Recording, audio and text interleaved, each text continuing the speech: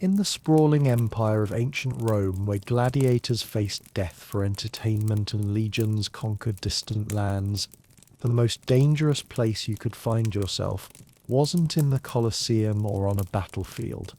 It was lying on a physician's table, trusting your life to men whose cures killed more people than any plague ever could. Welcome to this quiet hour, where we journey back through the corridors of time to an empire that built magnificent aqueducts yet poisoned its citizens with lead. Before we continue deeper into these ancient shadows, take a quiet moment to subscribe if these forgotten stories bring you peace. And if you're still drifting with us, let us know in the comments where you're listening from tonight. It's always fascinating to see who joins us from around the world as we wander through history's quieter moments that created stunning architecture yet destroyed bodies with medical practices so brutal they would horrify modern surgeons. Tonight we explore the marble halls of Roman medicine, where the pursuit of healing became an art of destruction, and where seeking help from a doctor was often tantamount to signing your own death warrant. The story we're about to unfold takes place in an empire that spanned 3 continents, where Roman physicians commanded respect equal to senators and generals. These weren't primitive healers working in mud huts. They were educated men who studied in the great libraries of Alexandria, who corresponded with scholars across the Mediterranean, who wrote elaborate treatises on the human body and compiled massive catalogues of medicinal plants and minerals. Yet despite their sophistication, despite their confidence, despite their access to the accumulated medical knowledge of Greece, Egypt, and the entire known world, Roman physicians had created something far more sinister than ignorance. They had created a system of organized harm disguised as healing. Picture, if you will, the sprawling villa of Marcus Cornelius Maximus, a wealthy Roman senator living in the hills outside Rome during the height of the empire in the 2nd century. His home overlooks the Eternal City, its gardens filled with exotic plants imported from the far reaches of the empire, Syrian roses, Indian pepper plants, African aloe. The walls are decorated with frescoes depicting scenes of mythological healing, and his personal library contains scrolls by the greatest medical minds of the age, Dioscorides, Galen, Celsus. When Marcus falls ill with what we might recognize today as a simple case of food poisoning, perhaps from spoiled garum or contaminated wine, he doesn't hesitate to summon the finest physician in Rome. This isn't desperation, it's confidence. Marcus has the best of everything, the finest foods, the most skilled craftsmen, the most learned tutors for his children. Naturally, he would have the most accomplished doctor. What follows over the next several days is a medical nightmare that transforms a minor digestive ailment into a death sentence. But Marcus, even as he grows weaker and more ill with each treatment, never questions his physician's expertise. After all, this doctor studied under the great Galen himself, has treated emperors and consulted at the finest medical schools of the empire. The tragic irony that Marcus doesn't realize, that no one in his world could realize, is that his slave Gaius, working in the villa's kitchen, would recover from the same illness in a matter of days with nothing more than rest and simple broths. Gaius cannot afford a physician's care, and this poverty, this inability to access the best medical treatment the empire has to offer, will quite literally save his life. This isn't a story about one unlucky senator or one incompetent doctor. This is the story of a medical system that had become so sophisticated in its theoretical knowledge, so confident in its ancient authorities, so elaborate in its treatments, that it had completely lost sight of its fundamental purpose to heal rather than harm. The Roman Empire, at its zenith, represented the pinnacle of ancient civilization. Roman engineers built roads that lasted millennia, aqueducts that supplied fresh water to millions, and architectural marvels that still inspire awe today. Roman law formed the foundation of legal systems that persist to this day. Roman military tactics were studied and copied by generals for centuries.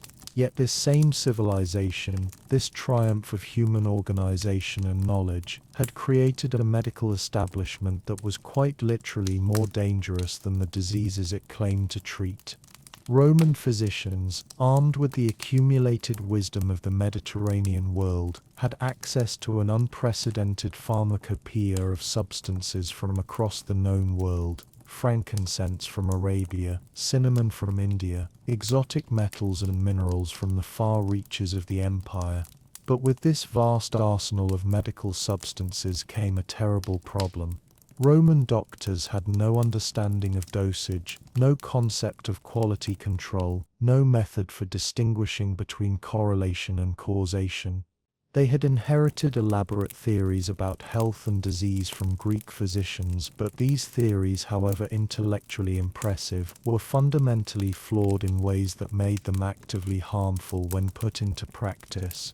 The materia medica, the medical substances that filled Roman physicians' bags, included not only potentially helpful herbs and minerals, but also a shocking array of toxic substances that Roman doctors prescribed with complete confidence.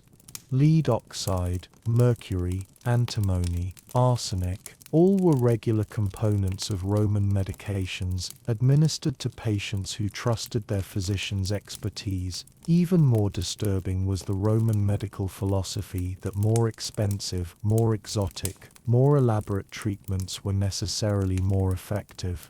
A simple herbal tea that might actually help a patient was scorned as peasant medicine, while a complex preparation containing rare imported substances, toxic metals, and bizarre animal products was considered the height of medical sophistication.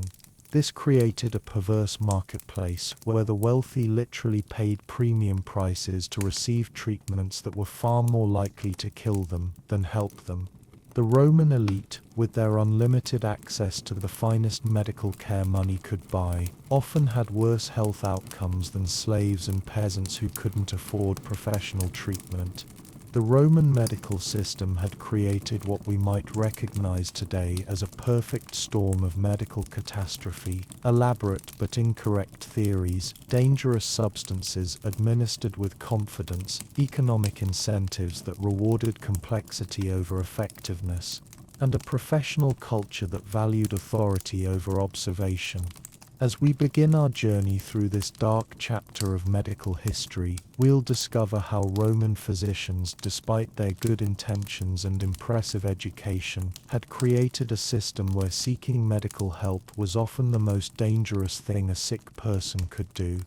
We'll explore the specific substances and procedures that turned healing into harm, examine the economic and social forces that perpetuated these dangerous practices, and witness the human cost of a medical establishment that had lost its way.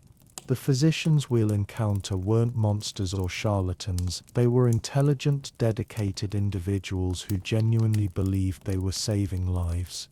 Yet their combination of theoretical sophistication and practical ignorance, their confidence in ancient authorities and their resistance to questioning established methods, created a medical system that was arguably the deadliest aspect of life in the ancient world. This is the story of how the Roman Empire's greatest minds turned the art of healing into a science of destruction, and how the very people trusted to preserve life became its most efficient destroyers. To understand how Roman medicine became so deadly, we must first examine the theoretical foundation upon which it was built, a foundation that seemed solid as marble but was actually constructed on quicksand. Roman physicians didn't create their medical theories from scratch. They inherited them from the Greeks, particularly from the revered physician Hippocrates and his followers, who had developed the theory of the four humours centuries earlier. According to this theory, the human body contained four essential fluids: blood, phlegm, yellow bile, and black bile. Health was believed to result from the perfect balance of these humours, while disease occurred when they fell out of harmony. To Roman physicians, this theory wasn't just a useful model. It was absolute truth, as unquestionable as the laws of geometry or the movements of the planets. But here's where the Roman medical establishment made its first fatal error. They took this flawed Greek theory and amplified it, adding layers of complexity that made it even more dangerous in practice. Roman physicians, with their characteristic ambition and thoroughness, didn't simply adopt Greek medicine. They systematized it, bureaucratized it, and turned it into an elaborate intellectual edifice that was virtually immune to criticism or correction. The Romans added their own innovations to humoral theory, incorporating ideas from Egyptian medicine, Persian pharmacology, and Germanic folk remedies encountered during their conquests. They created detailed charts correlating the humors with seasons, planets, ages of life, and personality types. They developed elaborate mathematical formulas for calculating the precise degree of humoral imbalance in any given patient. This systematic approach might sound impressive, but it had a devastating consequence. It made Roman physicians absolutely certain they understood the human body, when in fact they understood almost nothing about how it actually worked. A Roman doctor examining a patient didn't see an individual human being with a unique condition. He saw a collection of symptoms that could be fitted into his theoretical framework like pieces of a puzzle. Take, for example, the case of fever. To a Roman physician, fever was not a symptom of infection or a sign that the body was fighting disease. It was clear evidence of an excess of hot, wet humors that needed to be expelled from the body.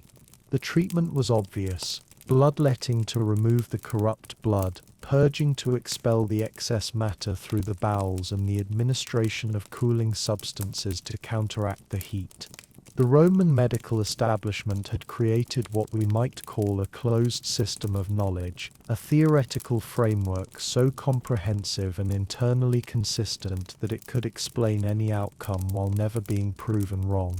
If a patient recovered after treatment, it proved that the physician had correctly diagnosed and treated the humoral imbalance. If a patient died, it meant the imbalance had been too severe, or the treatment had begun too late, or the patient's constitution was too weak to withstand the necessary cure. This intellectual arrogance was reinforced by the Roman educational system, which placed enormous emphasis on rhetoric, memorization, and the mastery of classical texts. Young men training to become physicians spent years memorizing the works of Hippocrates, Galen, and other medical authorities. They learned to construct elaborate logical arguments defending their treatments and to quote ancient sources with impressive fluency. But they learned almost nothing about actual observation of patients, careful record-keeping of treatment outcomes, or systematic experimentation with different approaches. The idea that a physician might learn something useful by simply watching how diseases progressed naturally without any intervention was completely foreign to Roman medical education. The Roman approach to medical knowledge was fundamentally authoritarian. Truth was determined not by observation or experimentation, but by reference to ancient texts and established authorities. A physician's credibility depended not on his success in healing patients, but on his ability to demonstrate mastery of traditional medical theory. This created a medical establishment that was remarkably resistant to change or improvement. When new ideas emerged, perhaps from physicians working with gladiators who had developed practical techniques for treating wounds, they were often dismissed if they couldn't be reconciled with established humoral theory.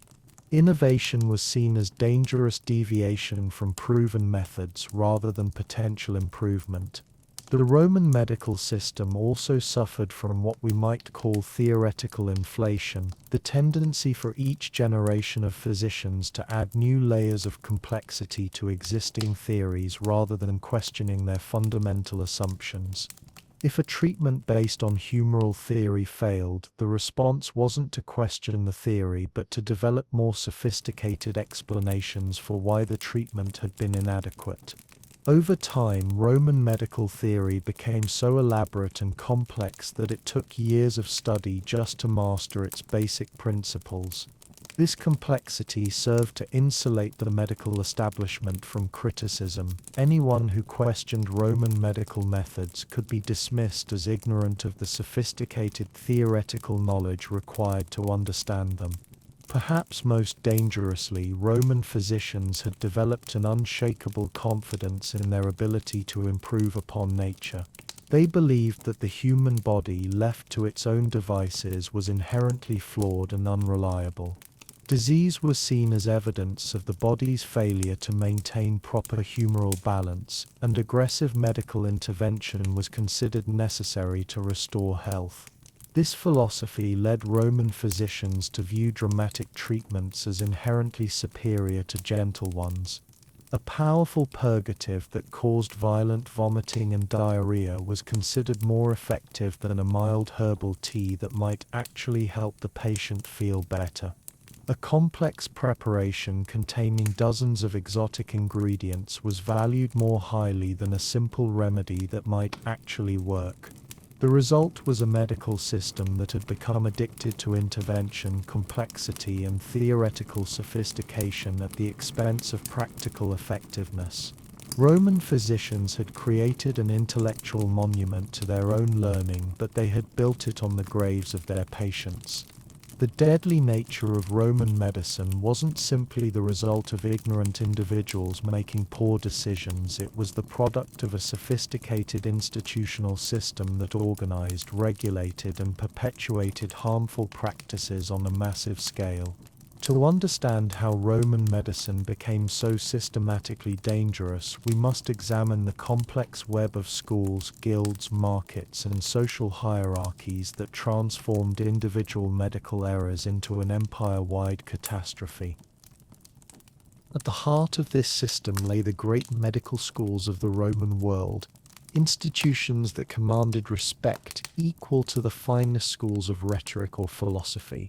The most prestigious of these was located in Alexandria, where physicians from across the empire traveled to study under masters who claimed direct intellectual lineage back to Hippocrates himself.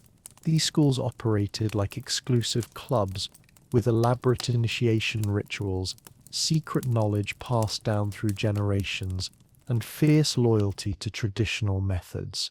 Students who entered these institutions weren't just learning medicine, they were being inducted into a professional priesthood that wielded enormous social power.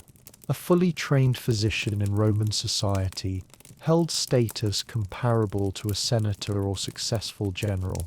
They were invited to the finest dinner parties, consulted on matters of state, and treated with the kind of deference usually reserved for religious authorities.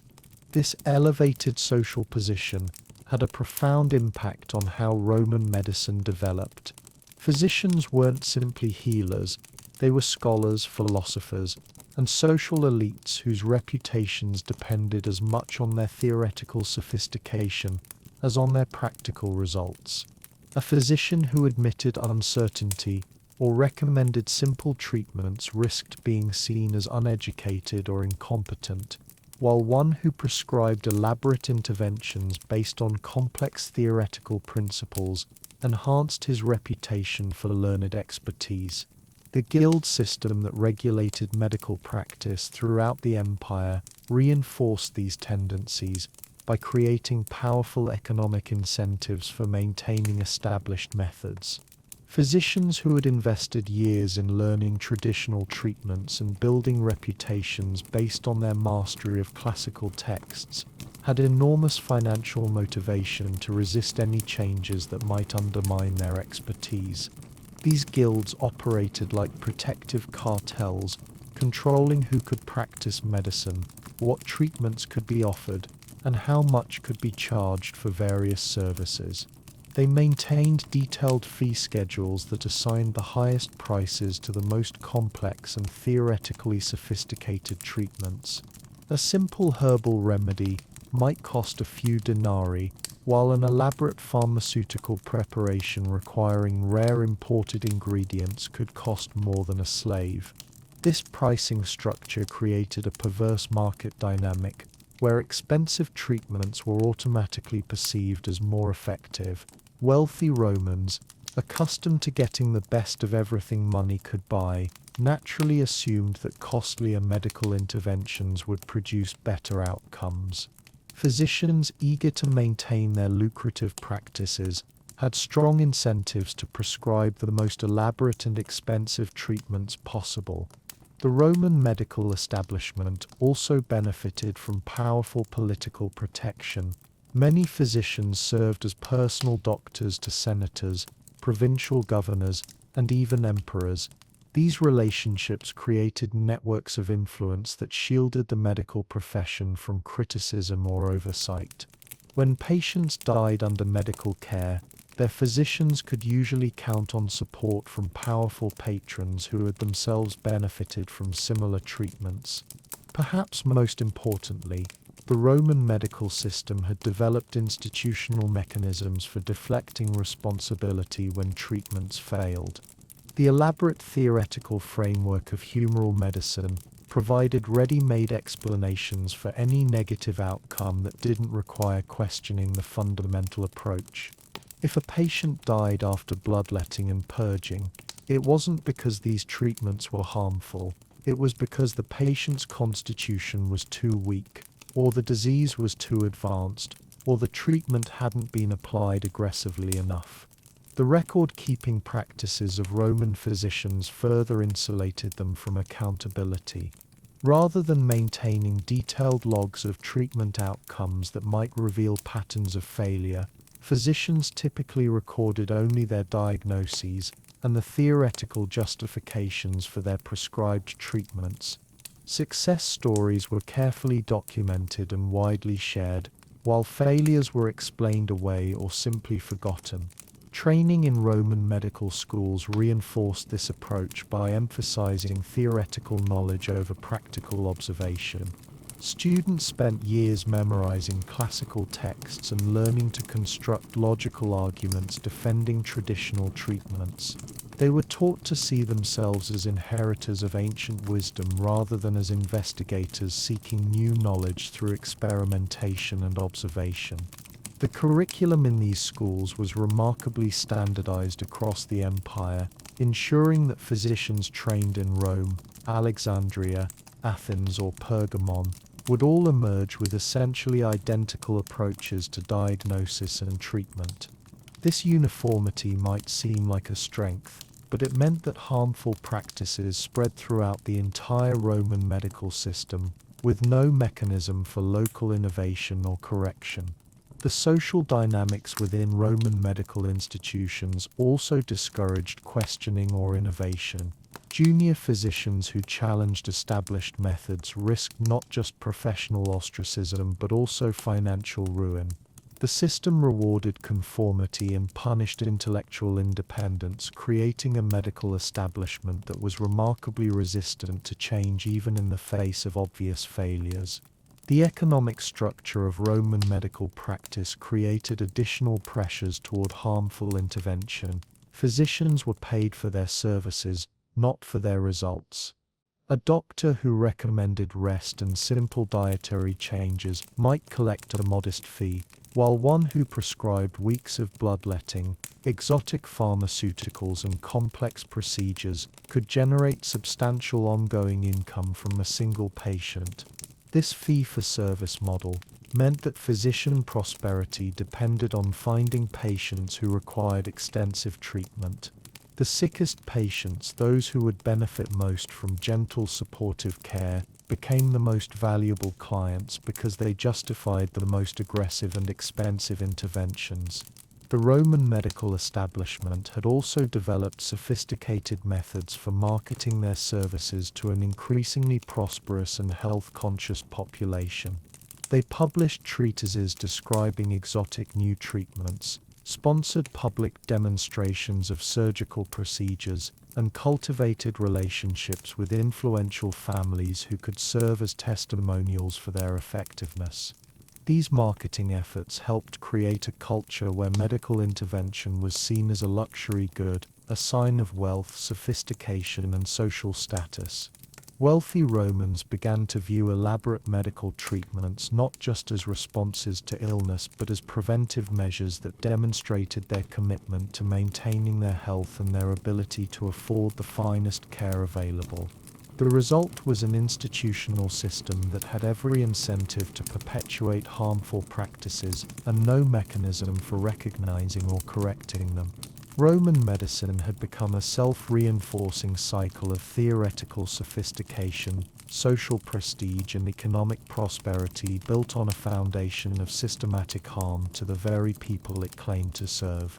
The instruments and substances that filled a Roman physician's bag represented one of the most sophisticated pharmaceutical arsenals the ancient world had ever seen. From the sun-baked markets of Alexandria to the mist-shrouded forests of Gaul, Roman merchants gathered medicinal substances from every corner of the known world. Yet this impressive collection of tools and materials would prove to be more dangerous than the plague itself, transforming the noble art of healing into an inadvertent system of poisoning.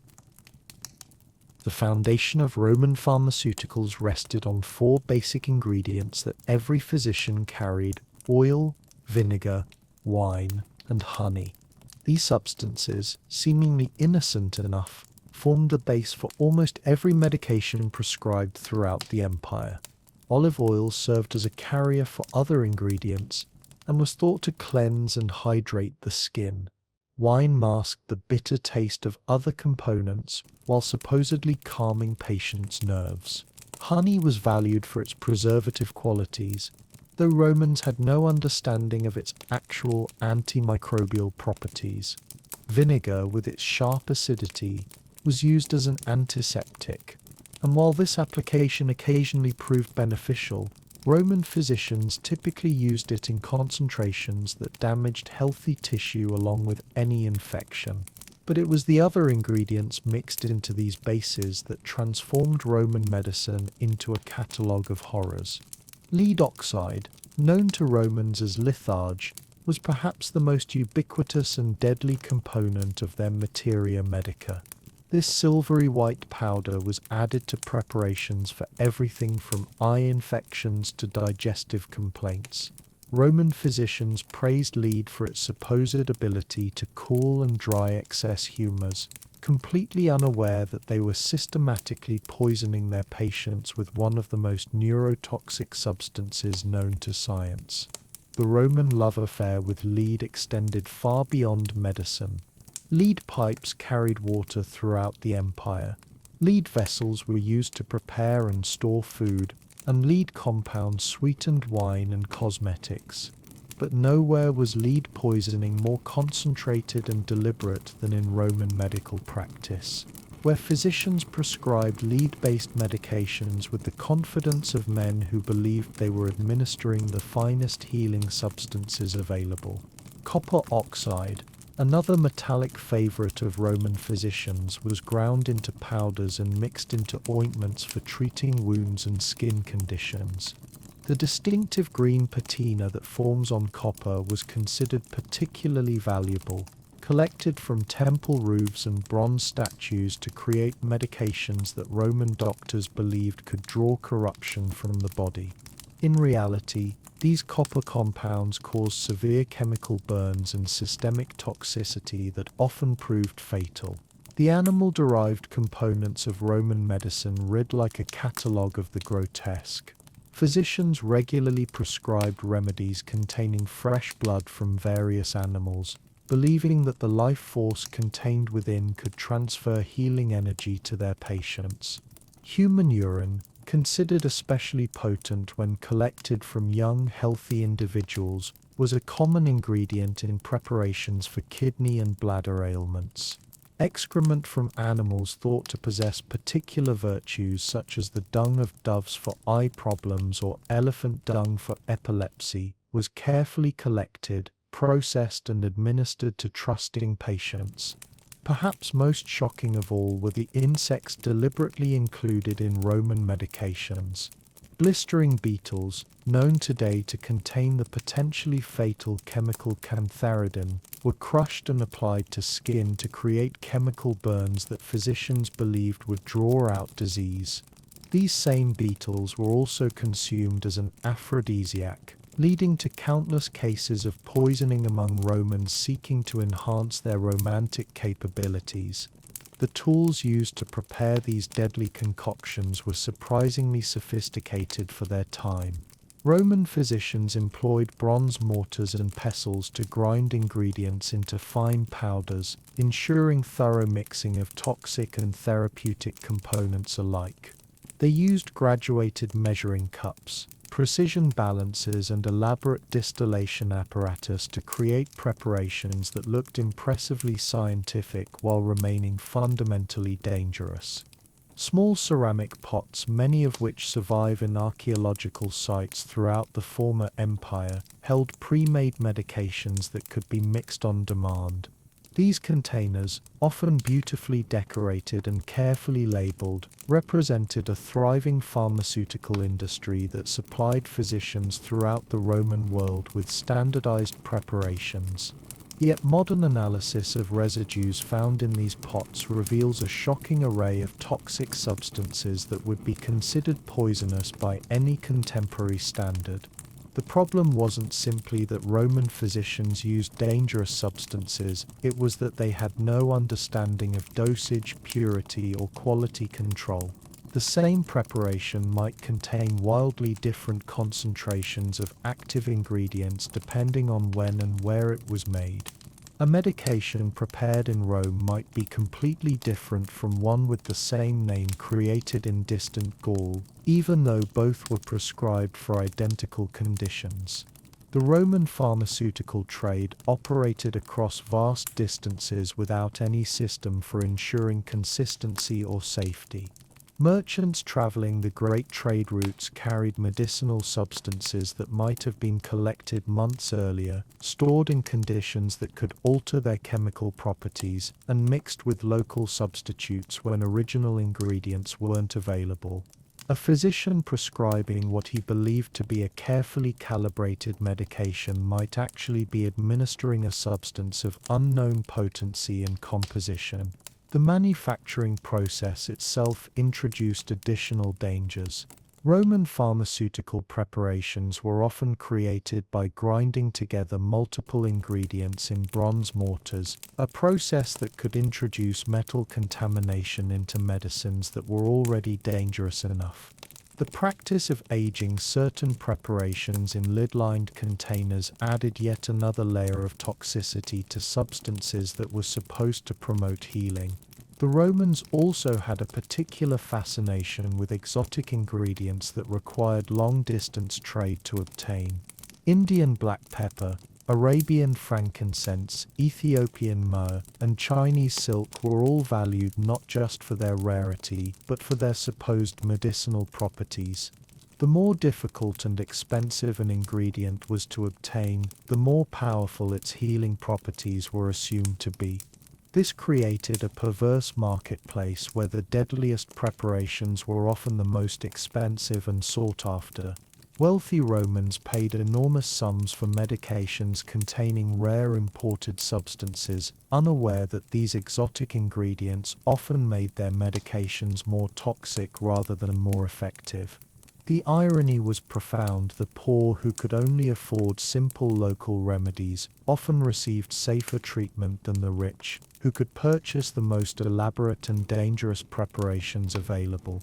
The tools and materials of Roman medicine represented humanity's first attempt at industrial-scale pharmaceutical production, but without the knowledge necessary to make it safe or effective. The result was a medical system that could produce impressive-looking treatments while systematically poisoning the very people it claimed to heal. To understand how Roman medicine became a systematic engine of harm, we must examine the actual procedures that Roman physicians performed on their patients, the step-by-step protocols that transformed theoretical knowledge into practical destruction. These weren't random acts of medical violence, but carefully orchestrated rituals based on centuries of accumulated tradition, performed with the precision of religious ceremonies and the confidence of men who believed they were practicing the most advanced healing arts known to humanity. The typical Roman medical consultation began with an elaborate diagnostic process that would have impressed any patient with its thoroughness and scientific appearance.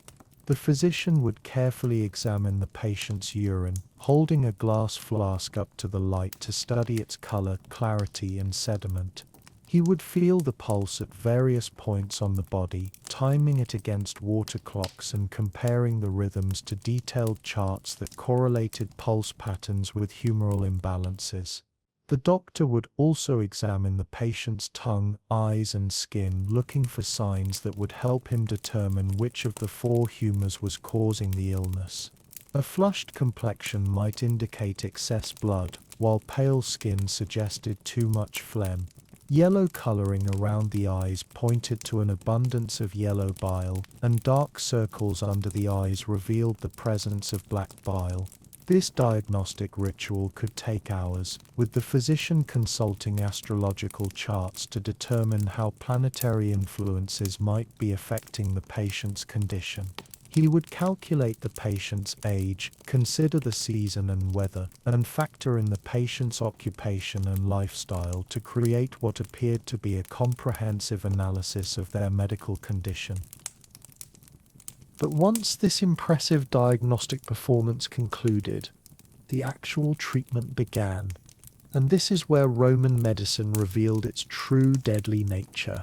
The standard protocol for almost any illness involving fever, inflammation, or pain began with bloodletting, a procedure that Roman physicians had elevated to an art form that was as dangerous as it was elaborate.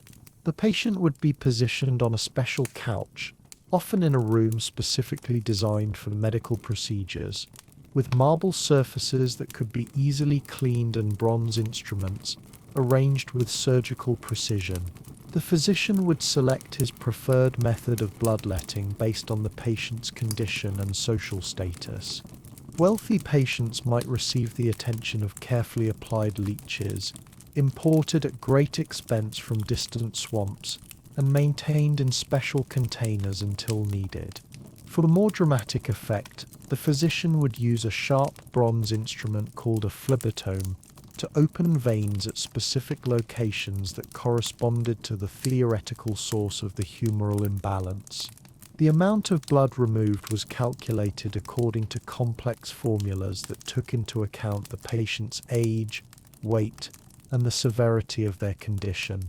A typical session might remove anywhere from 1 to 3 pints of blood, quantities that would leave a healthy person weak and dizzy, and could easily prove fatal to someone already compromised by illness. But bloodletting was only the beginning. Roman medical protocol demanded that the removal of corrupt humors be followed by the administration of substances designed to purge the remaining imbalance from the body.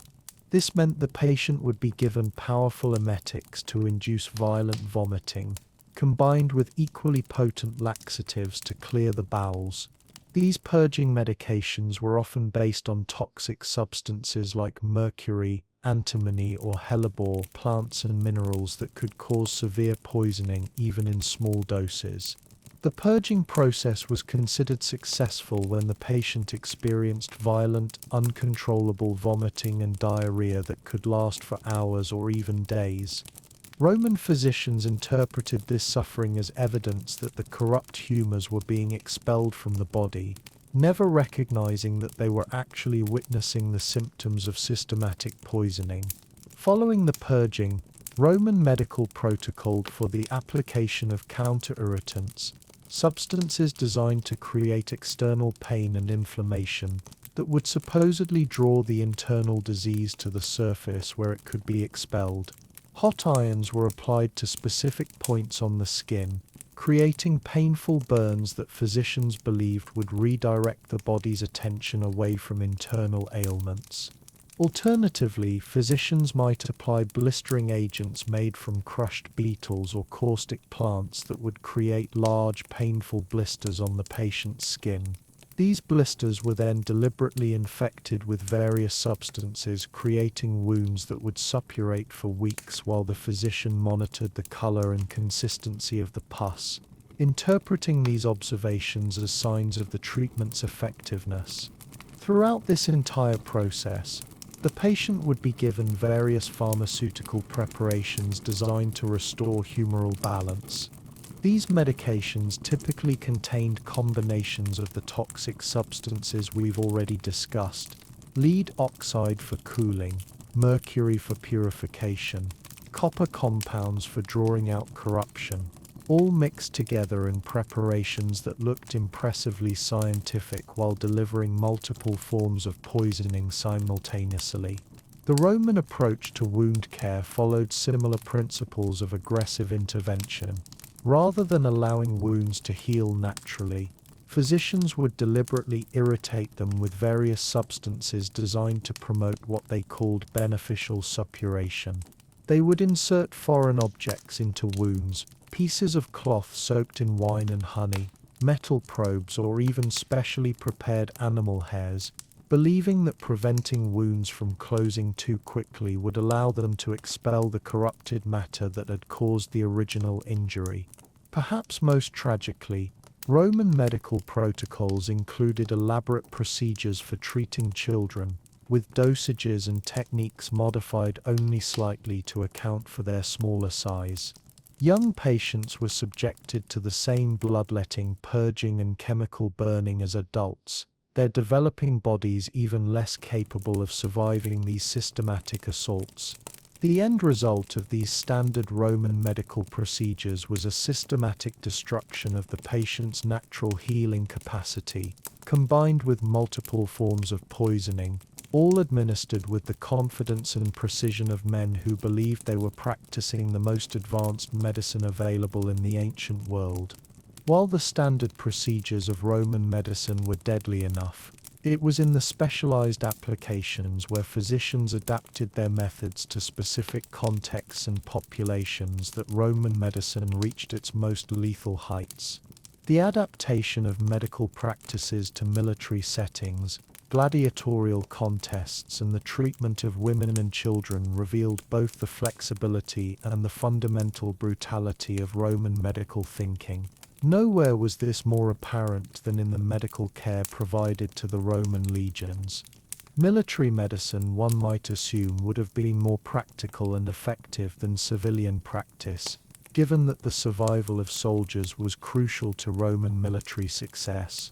Instead, Roman military physicians took the already dangerous principles of civilian medicine and applied them with military efficiency, creating a medical system that killed more legionnaires than enemy weapons.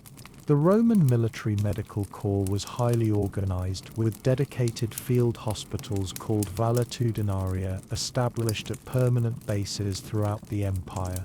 These facilities were marvels of Roman engineering, with sophisticated drainage systems, specialized surgical theaters, and storage areas for vast quantities of medical supplies.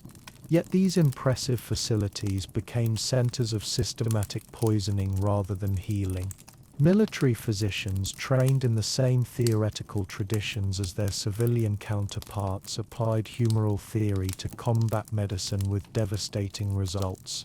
A soldier wounded in battle would be subjected to immediate bloodletting to prevent the development of fever, followed by aggressive purging to clear his system of the corrupt humors that military doctors believed caused wound infections.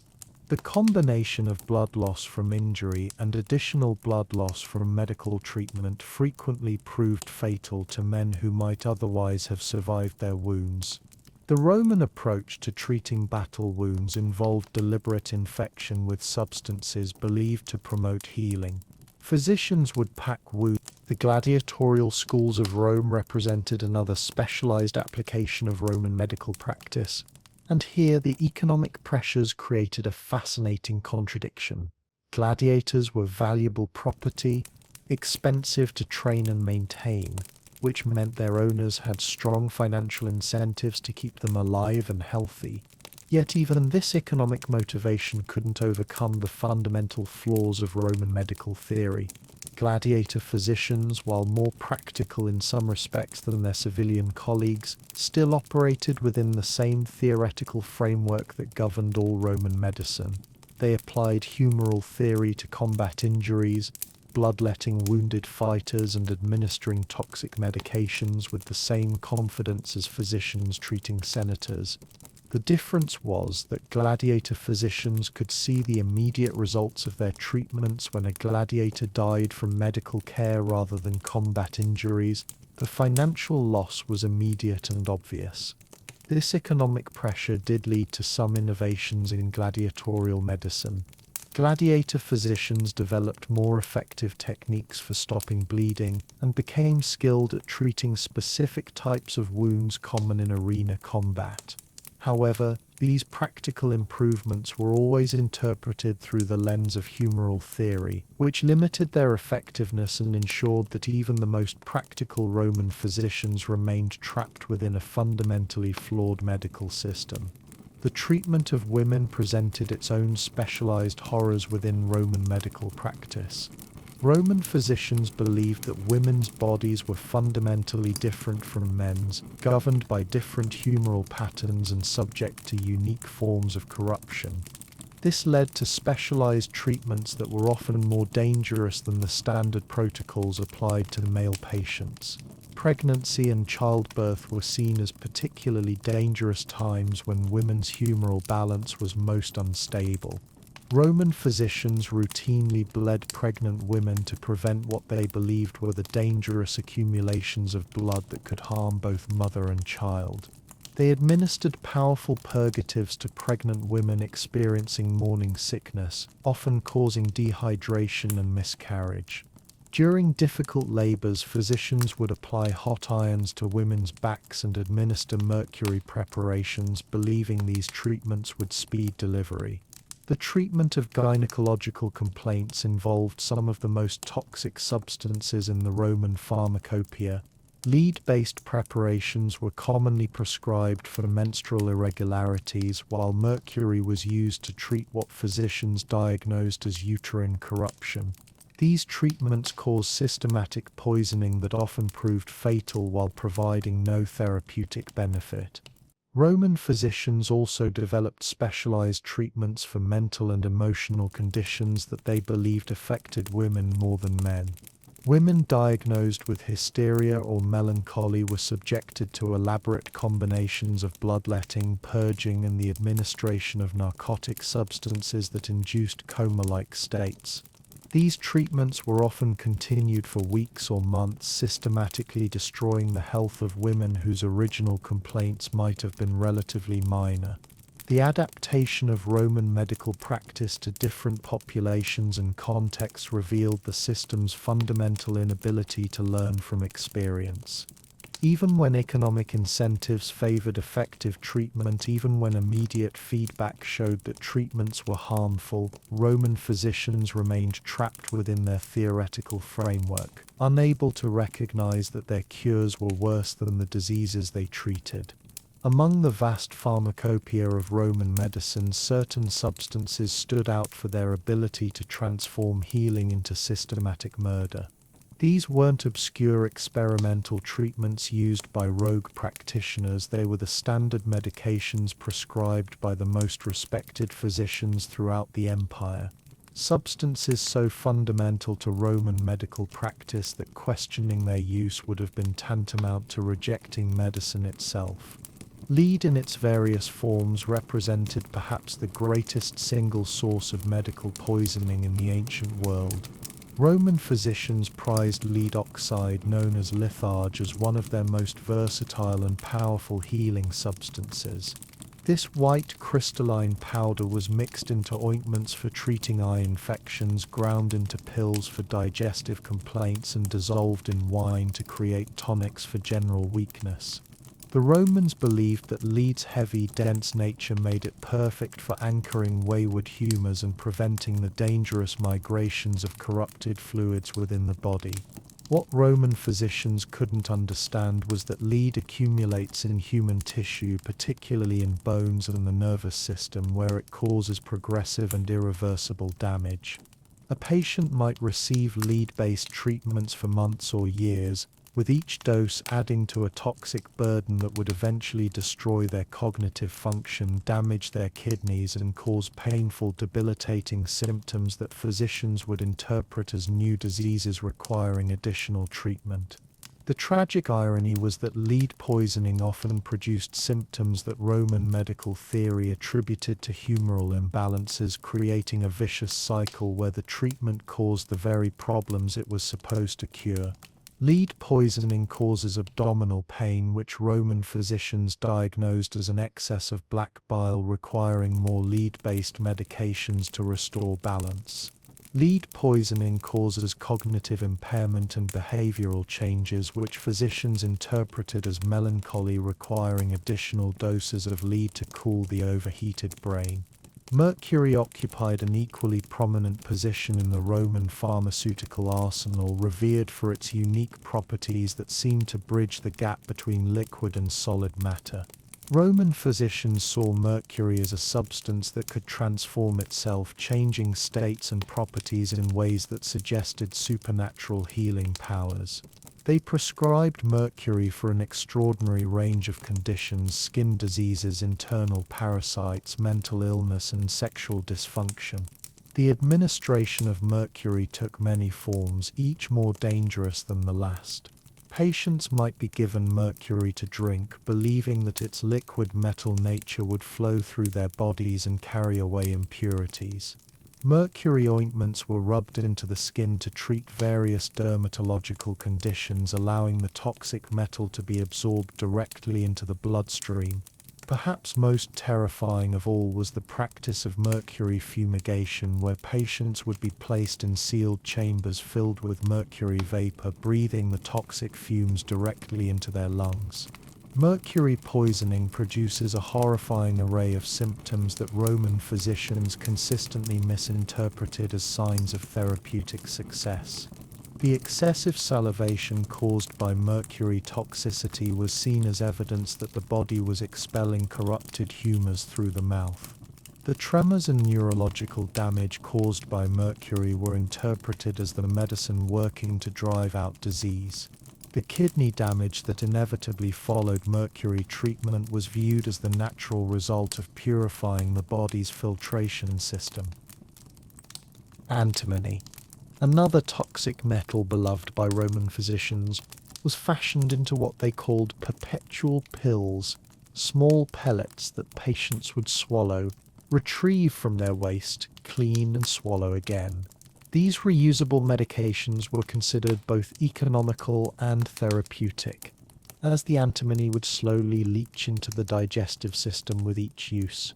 Roman physicians believed that antimony's bitter taste and violent effects on the stomach were proof of its power to drive out disease, never recognizing that they were systematically poisoning their patients with each administration. The plant-based poisons in the Roman pharmacopoeia were no less deadly than the metallic ones. Hellebore, a plant that contains potent cardiac toxins, was widely prescribed for mental illness and epilepsy. Roman physicians administered hellebore in doses large enough to cause violent purging, believing that the plant's ability to induce vomiting and diarrhea proved its effectiveness in expelling corrupted humors from the brain and nervous system. In reality, hellebore poisoning often caused heart failure, with patients dying from cardiovascular collapse while their physicians congratulated themselves on successfully treating mental disease. Henbane, another favorite of Roman physicians, contains tropane alkaloids that cause hallucinations, delirium, and potentially fatal respiratory depression. Roman doctors prescribed henbane for insomnia and anxiety, often in doses high enough to induce coma-like states that they interpreted as therapeutic sleep. Patients who died from henbane poisoning were said to have succumbed to the severity of their original condition rather than to the treatment itself. Perhaps most shocking was the Roman medical use of arsenic, often disguised within complex preparations containing multiple ingredients. Arsenic was valued for its supposed ability to strengthen the body and improve the complexion, leading to its inclusion in tonics prescribed for general health maintenance. The chronic arsenic poisoning that resulted from these treatments caused a slow, agonizing deterioration of health that Roman physicians attributed to natural aging or constitutional weakness rather than to their medications. The Roman pharmaceutical industry had also developed techniques for concentrating these toxic substances to dangerous levels. Mercury was refined and purified to increase its potency. Lead was processed into various chemical forms believed to have different therapeutic properties, and plant-based poisons were concentrated into extracts that delivered lethal doses in small packages. The combination of these substances in compound medications created toxicological nightmares that even modern pharmacologists would struggle to analyze. A single Roman prescription might contain lead for cooling, mercury for purification, antimony for purging, and hellebore for mental clarity, a cocktail of poisons that attacked multiple organ systems simultaneously while being administered with the confidence of men who believed they were providing the finest medical care available in the ancient world.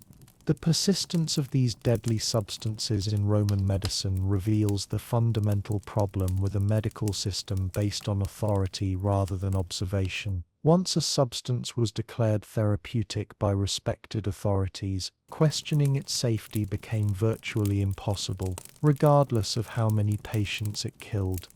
The Roman approach to pain and suffering reveals perhaps the most disturbing aspect of their medical philosophy: the belief that effective medicine must necessarily cause agony, and that the intensity of a patient's suffering during treatment was directly proportional to the treatment's therapeutic value. This fundamental misunderstanding transformed what should have been compassionate care into systematic torture, all performed with the sincere conviction that pain was not just an inevitable byproduct of healing, but its essential mechanism.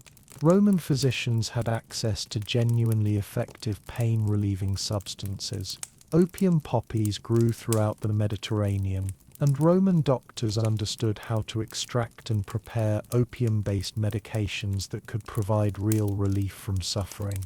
Mandrake root, despite its toxicity, contained compounds that could induce unconsciousness and block pain sensation. Various other plants contained alkaloids that could dull pain and anxiety. Yet these potentially beneficial substances were rarely used for their analgesic properties. Instead, Roman medical philosophy held that pain was the body's natural method of expelling disease, and that interfering with this process would prevent proper healing. A patient experiencing agony during treatment was considered fortunate. Their pain proved that the medicine was working effectively to drive out the corrupted humors causing their illness. This philosophy led to medical practices that seemed designed to maximize suffering rather than minimize it. When Roman physicians administered their toxic medications, they expected and welcomed the violent reactions that followed. The convulsions caused by mercury poisoning were interpreted as the body wrestling with and expelling disease.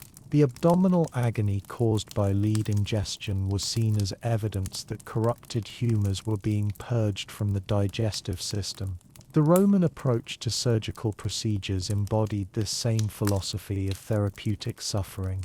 While they possessed substances that could have reduced surgical pain, Roman physicians rarely used them, believing that a conscious suffering patient would heal more quickly and completely than one whose pain had been artificially suppressed. Surgery was performed on fully conscious patients who were held down by assistants while the physician worked. The psychological impact of this approach cannot be overstated.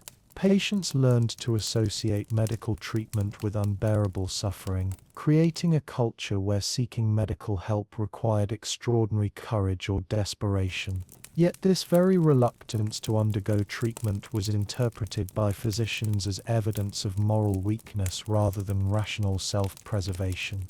Roman physicians had developed elaborate theories to explain why suffering was therapeutically necessary. They believed that pain created heat within the body, and that this heat helped to cook and transform the corrupted humors that caused disease. The more intense the pain, the more thorough this internal transformation would be. Patients who endured their treatments without complaint were praised for their virtuous cooperation with the healing process. The administration of narcotic substances, when it occurred at all, was governed by the same flawed theoretical framework that guided all Roman medicine. Opium was prescribed not to relieve pain but to induce specific states that physicians believed were therapeutically beneficial. Patients might be given opium to produce deep sleep that would allow their humors to settle properly, or to induce vivid dreams that physicians thought could reveal important information about the patient's condition.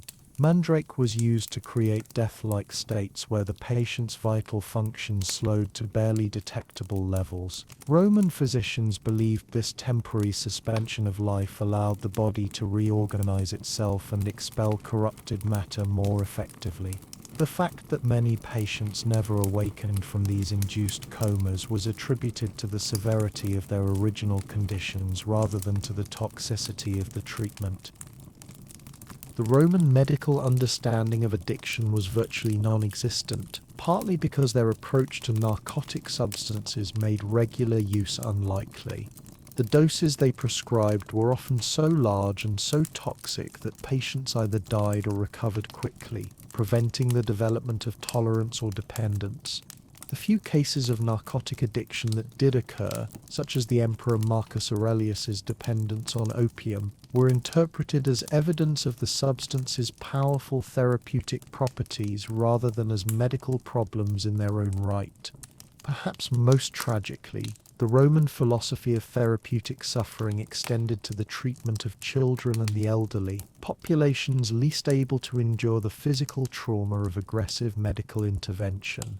Roman physicians believed that young patients required particularly intense treatment because their developing humoral systems were more susceptible to corruption, while elderly patients needed aggressive intervention to combat the natural decay of their constitutional balance. The cultural reinforcement of this philosophy came from multiple sources. Roman society's admiration for stoic endurance of pain made suffering patients into moral exemplars rather than objects of compassion. Religious beliefs about divine punishment for sin made illness and its treatment in opportunities for spiritual purification through physical suffering. The military culture that dominated Roman society viewed endurance of pain as a sign of strength and virtue. The economic incentives within Roman medicine also supported this philosophy of therapeutic suffering. Complex, painful treatments commanded higher fees than simple, gentle remedies. Physicians who could induce dramatic reactions in their patients appeared more skilled and knowledgeable than those who recommended mild interventions. The more a patient suffered during treatment, the more valuable the physician's services appeared to be. This systematic embrace of medical torture created a feedback loop that reinforced the worst aspects of Roman medical practice. Patients who survived intense treatments were held up as proof of the treatment's effectiveness, while those who died were said to have succumbed to diseases too severe for any cure. The possibility that gentler approaches might be more effective was never seriously considered, because effectiveness was measured by the intensity of the patient's suffering rather than by actual health outcomes. The result was a medical system that had transformed the natural human impulse to relieve suffering into its exact opposite, a sophisticated methodology for inflicting maximum pain while maintaining the fiction that this torture was actually therapeutic treatment. The deadly nature of Roman medicine wasn't simply the result of using the wrong substances or performing the wrong procedures. It stemmed from fundamental misunderstandings about how the human body functioned, how disease developed, and how healing occurred. These errors weren't random mistakes made by ignorant practitioners, but systematic flaws built into the very foundation of Roman medical thinking, creating a worldview so distorted that it made effective treatment virtually impossible. At the heart of these systematic errors lay the Roman obsession with symbolic medicine, the belief that substances and treatments work not through biochemical mechanisms that could be observed and tested, but through mystical correspondences between the appearance of medicines and the conditions they were meant to treat. This doctrine of signatures, inherited from earlier magical traditions, convinced Roman physicians that the shape, color, or behavior of a substance revealed its therapeutic properties. Plants with yellow flowers were prescribed for jaundice, not because they contained compounds that could treat liver dysfunction, but because their color symbolically matched the yellow discoloration of the patient's skin. Red substances were used to treat blood disorders, white powders for bone problems, and brain-shaped walnuts for head injuries. This symbolic thinking prevented Roman physicians from understanding that the effectiveness of a treatment had nothing to do with its superficial resemblance to the condition being treated. Even more dangerous was the Roman belief in the doctrine of opposites, the idea that diseases caused by excess heat should be treated with cooling substances while conditions attributed to coldness required warming remedies. This seemingly logical principle led to catastrophic misunderstandings about how the body actually responds to illness. Fever, which we now understand as the body's natural defense against infection, was treated with cooling substances that weakened the immune response and prolonged illness. The Roman misunderstanding of inflammation represents one of their most deadly systematic errors. When Roman physicians observed the redness, swelling, and heat that accompany the body's natural healing response, they interpreted these signs as evidence of dangerous corruption that needed to be suppressed. They applied cooling substances, administered bloodletting to reduce the heat, and used various techniques to prevent the inflammatory response that is actually essential for healing. This fundamental misunderstanding led Roman physicians to systematically interfere with the body's natural healing mechanisms. Wounds that would have healed cleanly with minimal intervention were subjected to treatments that prevented proper inflammatory responses, leading to chronic infections and delayed healing. The Roman medical system had essentially declared war on the body's own repair mechanisms. The Roman approach to understanding disease causation was equally flawed. Rather than observing patterns of illness and attempting to identify environmental or behavioral factors that might contribute to disease, Roman physicians focused exclusively on internal humoral imbalances. This prevented them from recognizing connections between contaminated water and digestive illness, poor sanitation and epidemic disease, or occupational exposures and specific health problems. The concept of contagion, while not entirely unknown to Roman physicians, was understood in ways that made effective disease prevention impossible. Romans believed that diseases spread through corrupted air or miasma, leading them to focus on purifying the atmosphere with incense and aromatic substances rather than addressing the actual mechanisms of disease transmission. They had no understanding of the role of personal hygiene, contaminated surfaces, or infected individuals in spreading illness. Perhaps most tragically, Roman physicians had developed a completely backwards understanding of the relationship between symptoms and disease. They viewed symptoms not as the body's attempts to fight illness or as signs of the underlying problem, but as the disease itself. Fever wasn't a symptom of infection that could help the body fight off pathogens. It was the disease that needed to be eliminated. Pain wasn't a warning signal that could guide treatment, it was the problem that needed to be suppressed. This fundamental confusion between symptoms and disease led to treatments that focused on eliminating the body's natural responses to illness rather than addressing the underlying causes. Roman physicians became experts at suppressing fever, eliminating pain, and stopping various bodily functions, never realizing that they were often making their patients sicker in the process. The Roman understanding of anatomy was equally problematic, based more on philosophical speculation than on systematic observation. While Roman physicians occasionally performed dissections, these were typically done to confirm existing theories rather than to discover new information about how the body actually worked. When their observations contradicted established doctrine, it was the observations that were dismissed, not the theories that were questioned. This approach to anatomical knowledge led to treatments based on imaginary organ systems and non-existent physiological processes. Roman physicians prescribed treatments for conditions that didn't exist, targeting organs that didn't function as they imagined, and attempting to influence bodily processes that bore no resemblance to actual human physiology. The Roman medical system had also developed a profound misunderstanding of the relationship between mind and body. Mental and emotional states were seen as purely physical problems caused by humoral imbalances, leading to treatments that address psychological distress with the same toxic substances used for physical ailments. Depression was treated with lead to cool the overheated brain.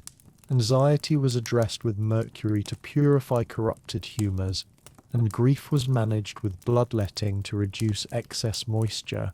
Perhaps most fundamentally, Roman physicians had developed a systematic bias against observing natural healing processes.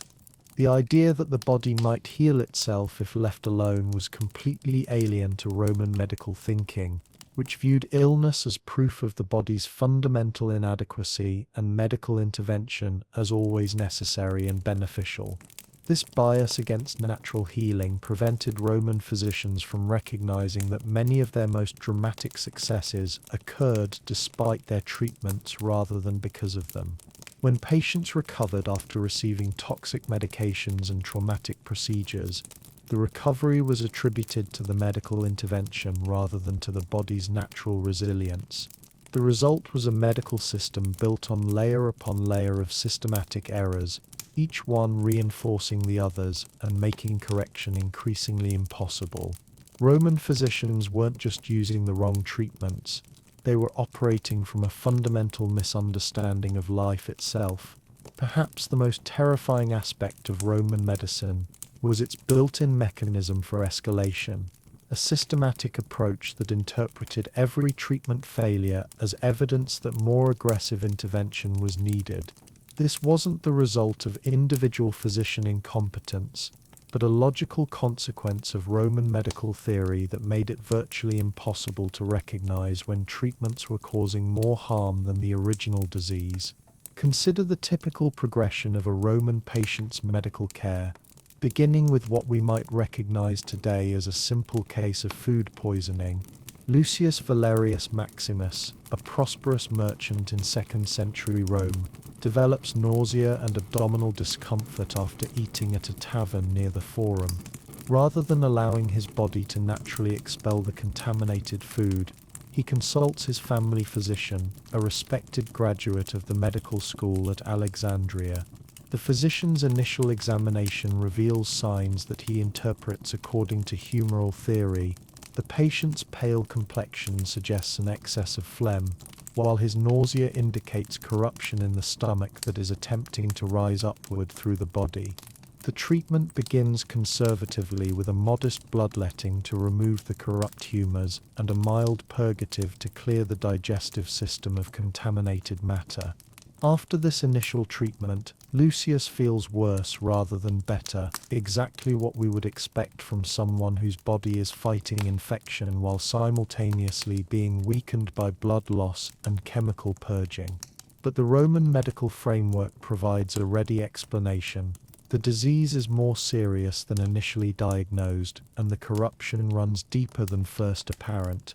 The logical response is to intensify the treatment. The second round of intervention involves more aggressive bloodletting, removing twice as much blood as the first session, combined with stronger purgatives containing mercury and antimony.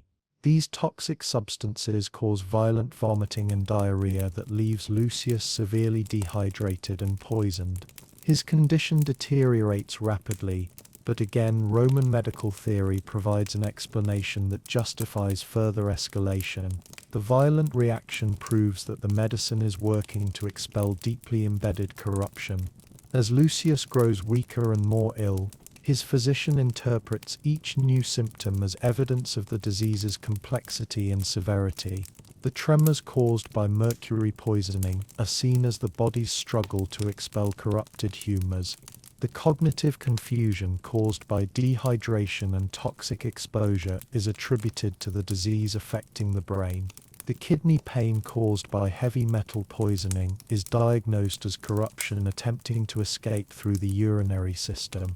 Each misinterpreted symptom justifies additional intervention. Lead-based medications are prescribed to anchor the wayward humors, causing additional neurological damage that is interpreted as the medicine working to cool an overheated brain. Hot irons are applied to create counter-irritation, causing painful burns that supposedly draw the internal disease to the surface. Exotic preparations containing rare imported substances are administered, adding new forms of toxicity to an already overwhelmed system. The escalation continues relentlessly because Roman medical theory contains no mechanism for recognizing iatrogenic harm, injury caused by medical treatment itself. Every negative outcome is interpreted within the framework of humoral imbalance, providing endless justification for additional intervention.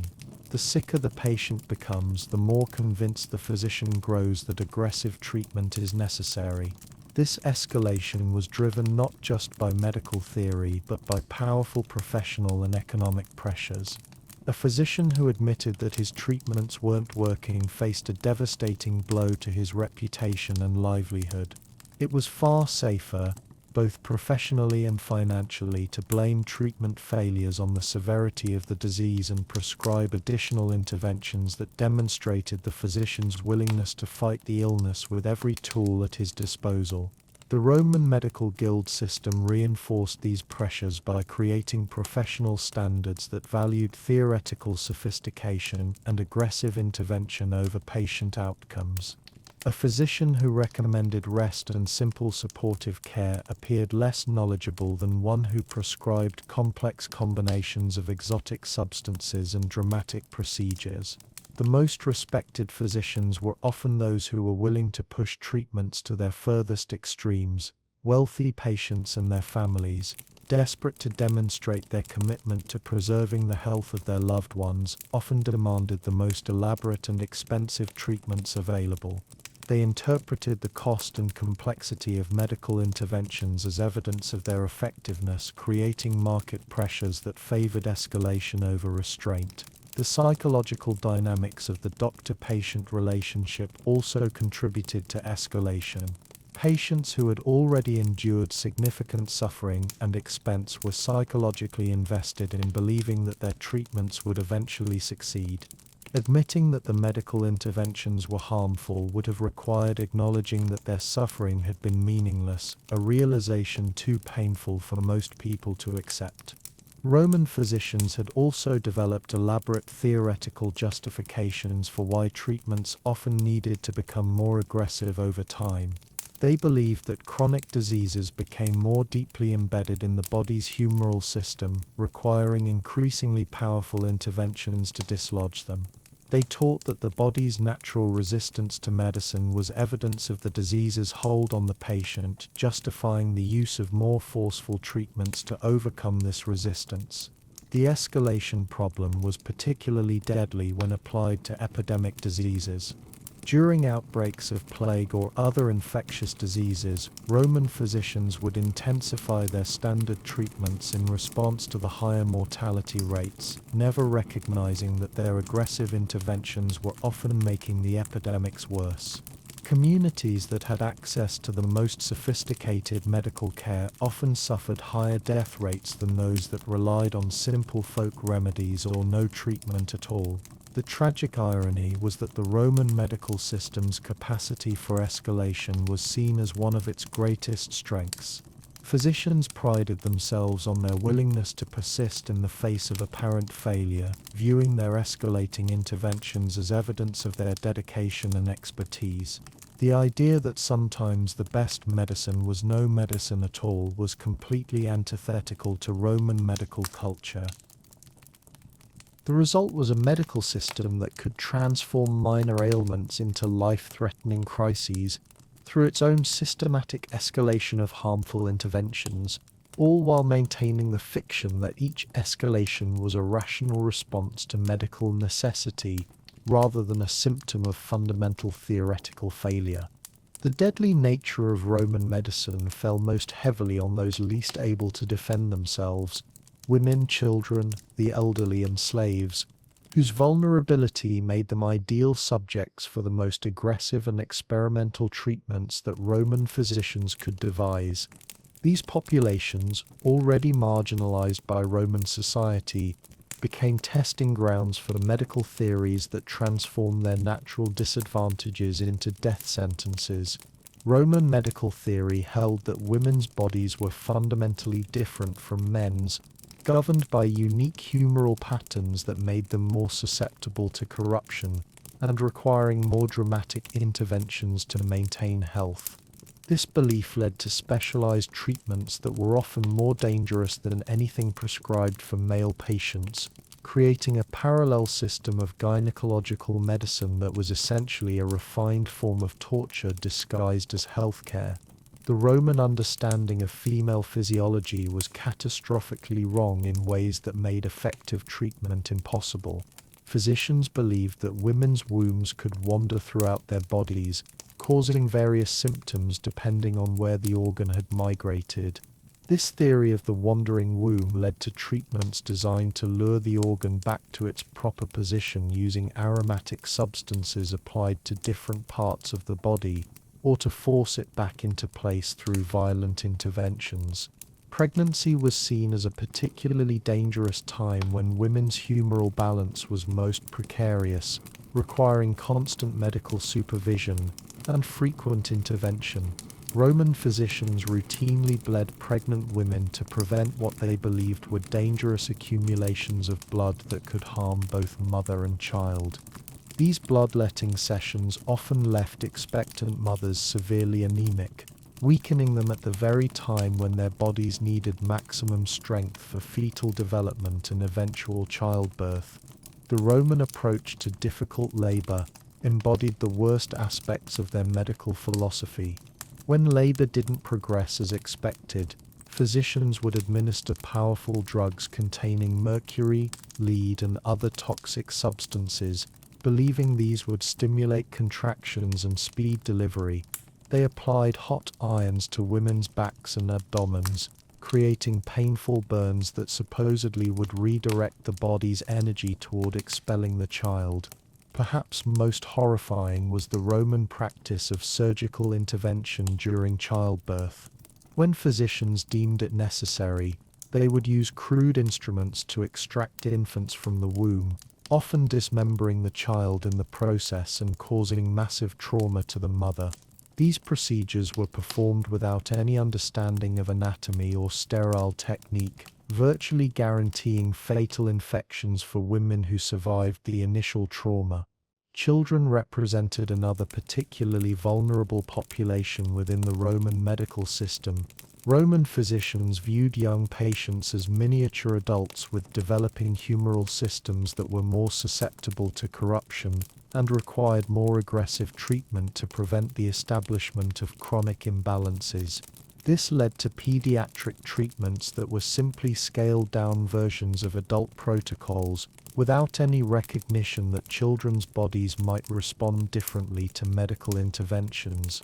The dosing of medications for children followed no systematic principles beyond crude estimates based on body weight.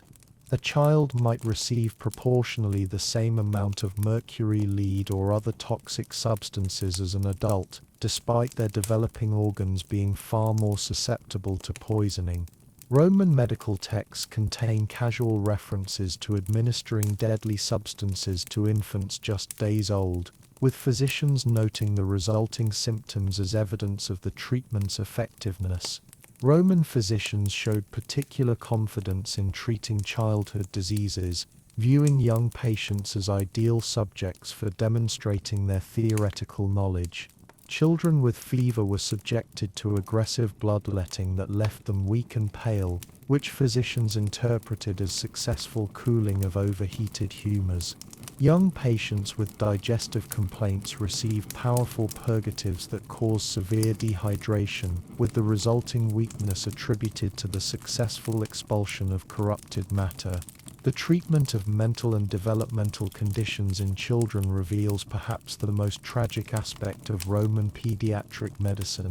Children who today might be recognized as having autism, learning disabilities or behavioral disorders were subjected to the same brutal treatments prescribed for adult mental illness. They were given mercury to purify their corrupted brains, bled to reduce excess heat in their heads, and subjected to various forms of shock treatment designed to restore proper humoral balance. Elderly patients faced their own unique vulnerabilities within the Roman medical system. Physicians viewed aging as a natural process of humoral corruption that required increasingly aggressive intervention to combat. The weakness and cognitive changes that accompany normal aging were interpreted as evidence of advancing disease that needed to be fought with the full arsenal of Roman medical treatments. The Roman approach to geriatric medicine was based on the belief that elderly bodies were losing their ability to maintain proper humoral balance, requiring external assistance to prevent complete corruption. This led to treatment regimens that involved regular bloodletting to prevent the stagnation of corrupted blood, frequent purging to clear accumulated waste from aging digestive systems, and the administration of powerful stimulants designed to reinvigorate failing organs. Elderly patients were often subjected to the most experimental treatments, as physicians used their cases to test new theories about combating the aging process. The fact that these patients frequently died during or shortly after treatment was attributed to the natural course of aging rather than to the harmful effects of medical intervention. Slaves occupied the lowest position in this hierarchy of medical vulnerability, often serving as unwilling test subjects for treatments that physicians were reluctant to try on free citizens. The economic value of slaves provided some protection. Owners had financial incentives to keep their property healthy, but this protection was limited when weighed against the perceived value of medical experimentation. Roman medical schools regularly used slaves for teaching purposes, performing procedures and administering treatments that served educational rather than therapeutic goals. Slave patients had no legal right to refuse treatment or seek alternative care, making them ideal subjects for physicians who wanted to observe the effects of various interventions without worrying about patient consent or family interference. The cumulative effect of these vulnerabilities was a medical system that systematically preyed upon those least able to protect themselves, using their disadvantaged positions to justify increasingly dangerous experiments disguised as medical care. The very people who most needed gentle supportive treatment instead received the most aggressive and harmful interventions that Roman medicine could devise. The most insidious aspect of Roman medicine was not its individual failures, but its systematic ability to protect itself from criticism and reform. The Roman medical establishment had evolved into a self-reinforcing organism that could absorb any criticism, explain away any failure, and transform every disaster into evidence of its own necessity. This intellectual immune system made Roman medicine virtually impervious to change, regardless of how many patients died under its care. At the center of this self-reinforcing system lay the elaborate theoretical framework of humoral medicine, which functioned like a perfect logical trap. Every possible outcome of medical treatment could be explained within this framework, making it impossible to prove that the theory was wrong. If a patient recovered after treatment, it demonstrated the physician's skill in diagnosing and correcting humoral imbalances. If a patient died, it proved that the disease was too advanced or the patient's constitution too weak for any earthly intervention to succeed. This theoretical flexibility was reinforced by the Roman medical profession's approach to record keeping and case documentation. Physicians carefully recorded their diagnostic reasoning and treatment protocols, but they kept only selective records of outcomes. Successful cases were documented in detail and widely shared among colleagues, while failures were either not recorded at all or explained away through elaborate theoretical justifications. When patients died under medical care, Roman physicians had developed a sophisticated arsenal of explanations that protected their professional reputations while reinforcing faith in medical intervention. Death could be attributed to the patient's moral failings, astrological influences, divine will, hereditary weakness, or the natural course of diseases that were simply too severe for human medicine to overcome. The possibility that the medical treatment itself had caused or hastened death was never seriously considered. The Roman medical establishment had also developed powerful institutional mechanisms for silencing critics and preventing alternative approaches from gaining credibility. The guild system that controlled medical practice throughout the empire ensured that only physicians trained in orthodox humoral theory could legally practice medicine. Anyone who challenged established medical doctrine risked professional ostracism, economic ruin, and even legal persecution for practicing medicine without proper credentials. This institutional control extended to medical education, where students were trained not to question established authorities but to demonstrate mastery of traditional knowledge. The curriculum in Roman medical schools emphasized memorization of classical texts and skill in logical argumentation within established theoretical frameworks. Students who showed too much curiosity about alternative approaches or who questioned fundamental assumptions were quickly redirected toward more orthodox thinking. The economic structure of Roman medicine created additional pressures that reinforced harmful practices. Physicians who demonstrated unwavering confidence in traditional treatments and who were willing to prescribe the most elaborate interventions commanded the highest fees and attracted the wealthiest clients. Doubt, uncertainty, or restraint were interpreted as signs of inadequate training or lack of expertise, making them economically devastating for practicing physicians. The social dynamics of Roman medical practice further strengthened this self-reinforcing system. Wealthy patients and their families, having invested enormous sums in medical care, had psychological incentives to believe that their treatments were effective. Admitting that expensive interventions were harmful would have required acknowledging that their suffering and financial sacrifice had been meaningless, a realization too painful for most people to accept. Roman physicians had also learned to manage expectations in ways that protected their reputations regardless of treatment outcomes. They would often provide elaborate explanations for why recovery might be slow or why patients might experience increased suffering during treatment. By predicting that effective medicine would be painful and that healing would be gradual, physicians could frame almost any negative outcome as a normal part of the therapeutic process. The religious and cultural context of Roman society provided additional protection for the medical establishment. Illness was often viewed as divine punishment for moral failings, making suffering during treatment seem appropriate and even spiritually beneficial. The Roman cultural emphasis on stoic endurance of pain made patients reluctant to complain about treatment, while the hierarchical nature of Roman society discouraged criticism of educated authorities.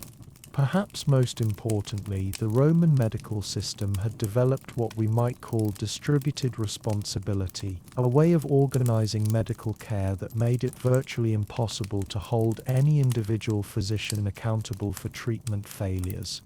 Complex cases typically involved multiple doctors consulting with each other, sharing responsibility and creating a network of mutual professional protection.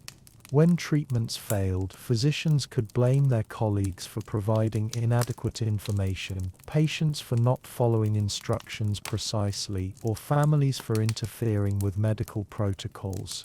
This distribution of responsibility meant that no single physician ever had to acknowledge that his treatments were fundamentally flawed or that his theoretical understanding was incorrect. The Roman medical establishment had also mastered the art of selective evidence gathering.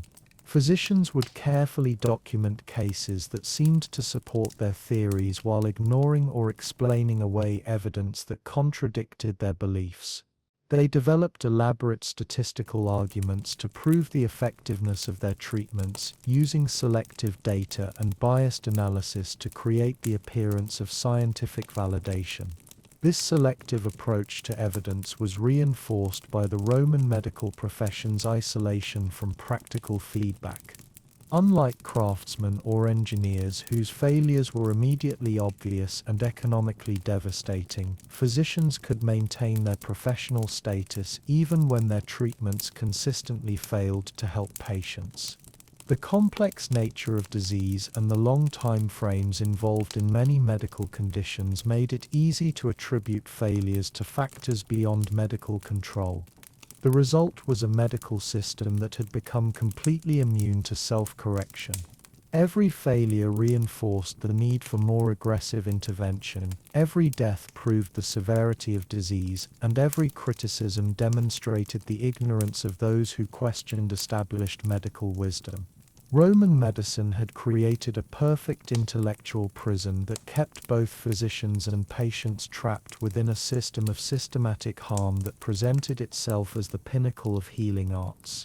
This self-reinforcing nature of Roman medicine ensured that harmful practices could persist not just for years or decades but for centuries, passing from generation to generation of physicians who genuinely believed they were practicing the most advanced medicine available in the ancient world.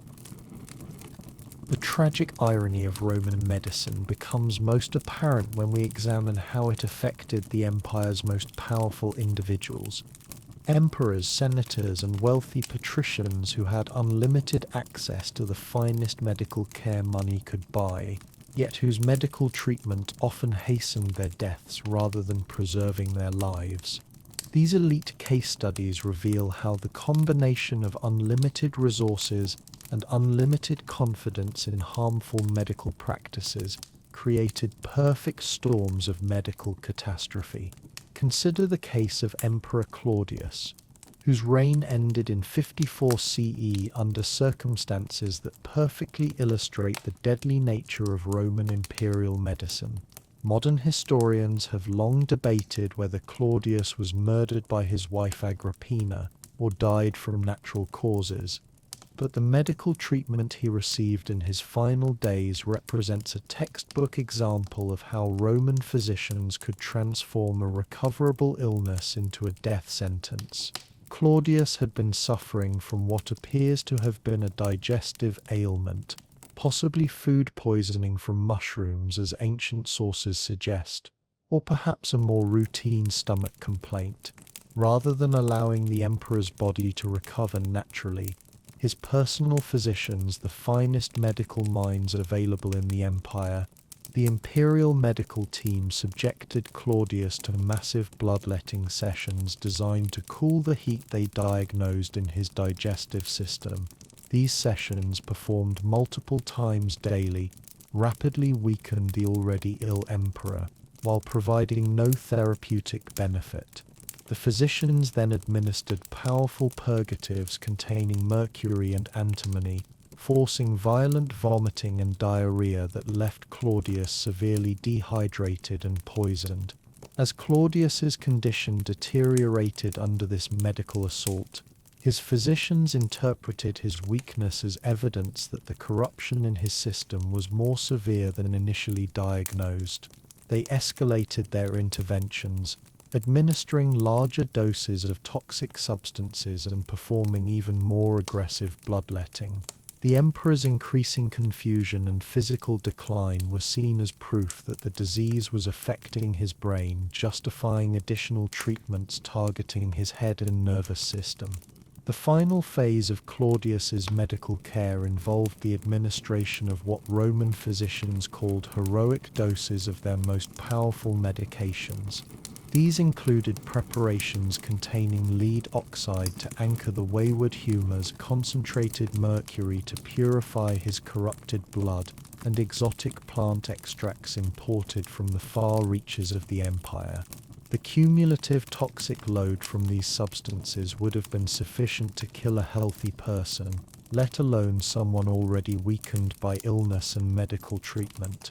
Claudius died not from poison administered by his wife, as many historians have speculated, but from the systematic poisoning administered by his own physicians in their sincere attempt to save his life. The irony was complete. The most powerful man in the world with access to unlimited medical resources was killed by the very treatments intended to preserve his health. The case of Marcus Aurelius presents another striking example of how unlimited access to medical care could prove fatal. The philosopher-emperor, widely regarded as one of Rome's greatest rulers, suffered from chronic digestive problems that modern physicians might recognize as peptic ulcers or inflammatory bowel disease. Rather than managing these conditions with dietary modifications and stress reduction approaches that might actually have helped, his physicians subjected him to years of aggressive medical intervention. Marcus Aurelius's personal medical regimen included daily doses of opium mixed with other substances, ostensibly to manage his digestive symptoms but actually creating a complex pattern of drug dependence and toxicity. His physicians prescribed regular bloodletting to reduce what they diagnosed as excess heat in his abdomen, gradually weakening his constitution over years of treatment.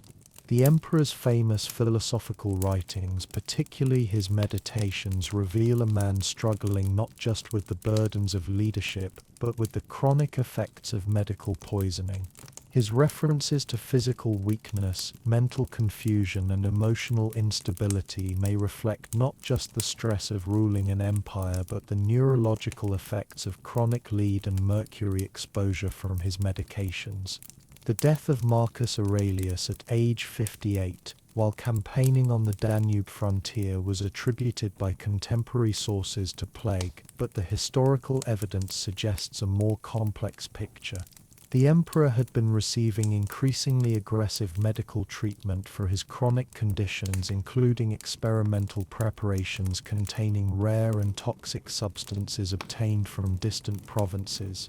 His final illness may have been as much the result of medical poisoning as of any infectious disease.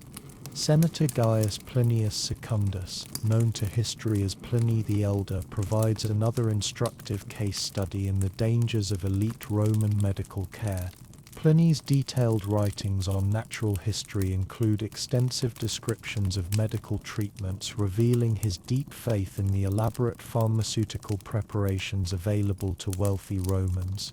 Pliny's personal medical regimen, as described in his letters and implied in his natural history writings, included regular consumption of preparations containing exotic ingredients from throughout the empire.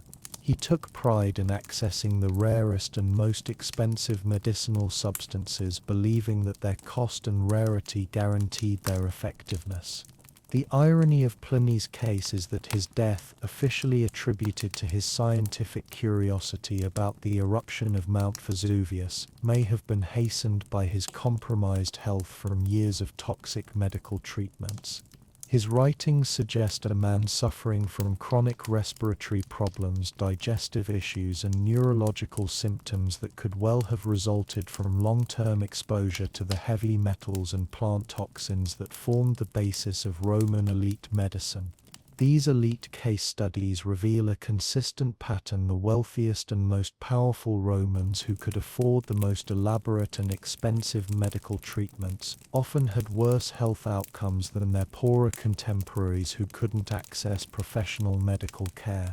The very privilege of being able to afford the finest physicians became a liability when those physicians were armed with theories and treatments that were fundamentally harmful. The tragedy of these cases lies not in any failure of medical ambition or dedication, but in the systematic application of sophisticated but deadly medical knowledge to patients who trusted their physicians completely. These emperors and senators died not from neglect or incompetence, but from the most advanced medical care their civilization could provide. Throughout the Roman Empire there existed alternative approaches to healing that were often more effective than the elaborate medical interventions practiced by trained physicians. These alternatives, ranging from simple folk remedies to the practical medicine developed by gladiator trainers, offered genuine relief from suffering and often produced better outcomes than orthodox Roman medicine. Yet the very existence of these alternatives threatened the theoretical foundations and economic interests of the established medical profession, leading to their systematic suppression and marginalization. The most striking alternative to Roman physician medicine was found in the gladiatorial schools, where practical considerations created a completely different approach to medical care. Gladiator trainers and the physicians who worked with them faced unique economic pressures that forced them to focus on actual results rather than theoretical sophistication. A gladiator who died from medical treatment represented a significant financial loss, creating powerful incentives for treatments that actually worked. Gladiator medicine emphasized simple wound care, physical rehabilitation, and pain management techniques that produced demonstrable results. Rather than seeking to balance abstract humors, gladiator physicians focused on stopping bleeding, preventing infection, and returning fighters to combat readiness as quickly as possible. They developed effective techniques for cleaning wounds with wine and vinegar, applying pressure to control bleeding, and using simple herbal preparations that actually possessed antiseptic properties. The success of gladiatorial medicine was remarkable. Archaeological evidence from gladiator cemeteries shows that many fighters survived multiple serious injuries, living to fight again despite suffering wounds that would have been fatal under conventional Roman medical care. Some gladiators show evidence of sophisticated surgical procedures, including successful amputations and the treatment of complex fractures that healed properly.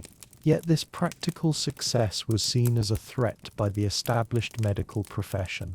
Gladiator physicians were dismissed as crude craftsmen who lacked proper theoretical training. Their methods were characterized as suitable only for slaves and criminals, unworthy of consideration for treating free citizens. The medical establishment argued that gladiator medicine might appear successful in the short term, but that it failed to address the underlying humoral imbalances that caused disease. Folk medicine practiced by rural populations throughout the empire represented another alternative that often produced better outcomes than professional medical care. Peasant healers, typically women with no formal training, relied on simple remedies passed down through generations. These treatments emphasized rest, proper nutrition, herbal teas with genuinely beneficial properties, and supportive care that allowed the body's natural healing processes to function. The effectiveness of folk medicine was evidenced by the fact that rural populations who had little access to professional physicians often had better survival rates during epidemics than urban populations with ready access to medical care. Peasant remedies like willow bark tea, which contains natural aspirin for pain and fever, or honey applications for wound care, which has genuine antimicrobial properties, often provided real therapeutic benefit without the dangerous side effects of professional medical treatments. However, the Roman medical establishment viewed folk medicine as dangerous superstition that threatened public health. Physicians argued that uneducated peasants couldn't possibly understand the complex theoretical principles necessary for proper medical treatment. They claimed that folk remedies might appear to work temporarily but would inevitably fail because they didn't address the fundamental humoral causes of disease. The suppression of alternative medical approaches was achieved through multiple mechanisms. Legal restrictions prevented anyone without proper medical training from treating paying patients, effectively criminalizing successful folk healers who might compete with licensed physicians. Social pressure discouraged educated Romans from seeking treatment from unlicensed practitioners, making such consultations a sign of desperation or social inferiority. Perhaps most importantly, the Roman medical establishment controlled the intellectual framework through which medical success and failure were evaluated. When folk remedies succeeded, their effectiveness was attributed to luck, divine intervention, or the natural course of disease that would have occurred regardless of treatment. When professional medical treatments failed, the failures were explained through elaborate theoretical justifications that preserved faith in orthodox medical practice. The Roman military presented another context where practical medicine sometimes emerged, but even here, theoretical orthodoxy often overrode practical success. Military medical corps were officially trained in the same humoral theories as civilian physicians, but the immediate demands of treating battle wounds sometimes forced them to develop more effective practical techniques. Military physicians who focused on rapid wound closure, infection prevention, and getting soldiers back into action often achieved better results than those who attempted to apply elaborate theoretical treatments to combat injuries. However, these practical innovations were rarely incorporated into medical education or civilian practice, being dismissed as emergency expedients rather than legitimate medical advances. The suppression of alternative approaches created a medical monoculture that eliminated the possibility of learning from competing methods. Where other fields of Roman knowledge, engineering, agriculture, military tactics benefited from practical feedback and competition between different approaches, medicine became increasingly isolated from external challenge or correction. This isolation was reinforced by the Roman medical profession's claim to exclusive expertise in understanding health and disease. Physicians argued that their extensive theoretical training gave them insights into the fundamental causes of illness that were invisible to untrained observers. They maintained that apparent successes by non-physicians were either coincidental or temporary, while their own failures were the result of diseases too severe for any earthly intervention. The economic structure of Roman medicine also worked against the adoption of simpler, more effective treatments. Folk remedies that cost virtually nothing to prepare threatened the lucrative market for exotic imported substances and complex pharmaceutical preparations. Simple treatments that patients could administer themselves eliminated the need for expensive physician consultations and ongoing medical supervision.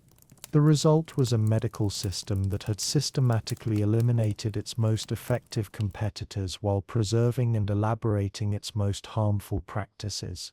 The very treatments that worked best, rest, simple wound care, supportive nutrition, gentle herbal remedies, were dismissed as inadequate, while the treatments that caused the most harm were elevated as the pinnacle of medical sophistication.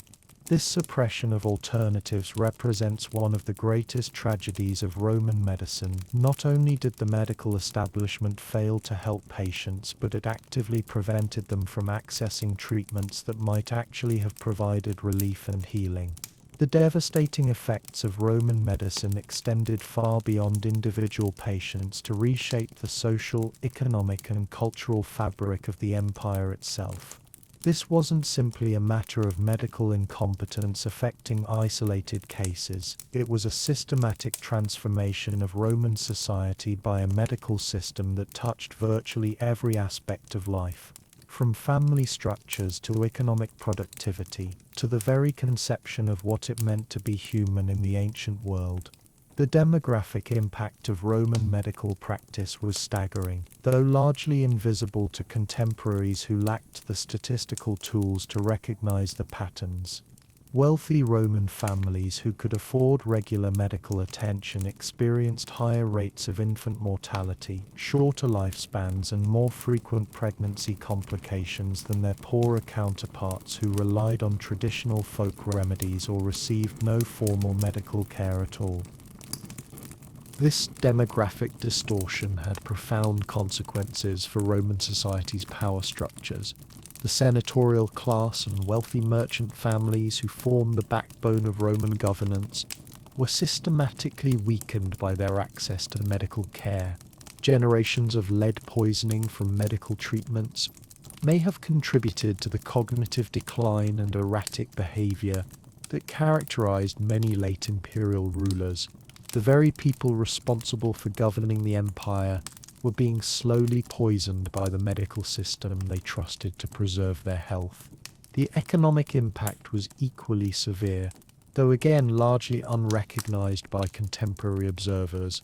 Wealthy Romans spent enormous sums on medical treatments that not only failed to improve their health but often made them sicker. These expenditures represented a massive misallocation of resources that could have been used for productive investments in infrastructure, military equipment, or economic development. The Roman pharmaceutical trade, which we examined earlier, represents one of the largest economic sectors built entirely on products that were either useless or actively harmful. Ships crossing the Mediterranean carried cargoes of toxic substances destined for use as medicines, while merchants built fortunes selling poisons disguised as healing remedies. The economic activity generated by this trade was substantial, but it represented pure waste from a societal perspective, resources consumed without producing any genuine value. The impact on Roman military effectiveness may have been even more significant. Roman legions, the backbone of imperial power, were served by medical corps trained in the same deadly theoretical frameworks as civilian physicians. Soldiers wounded in battle often died, not from their injuries but from the medical treatment they received afterward. The empire's ability to maintain its vast frontiers was systematically undermined by a medical system that killed more soldiers than it healed. The social stratification of Roman medical care created additional layers of irony and tragedy. Access to professional medical treatment became a marker of social status, with wealthy families proudly displaying their ability to afford the most elaborate and expensive interventions.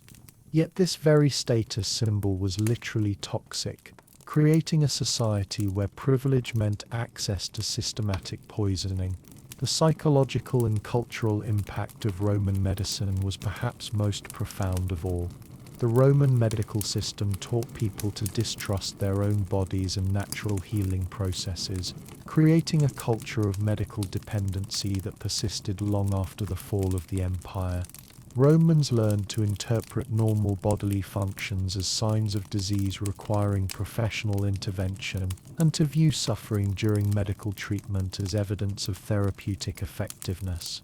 This medical culture shaped Roman attitudes toward pain, illness, and death in ways that influenced everything from religious practices to military training. The Stoic philosophy that became central to Roman elite culture may have developed partly as a response to the inevitable suffering that accompanied medical treatment.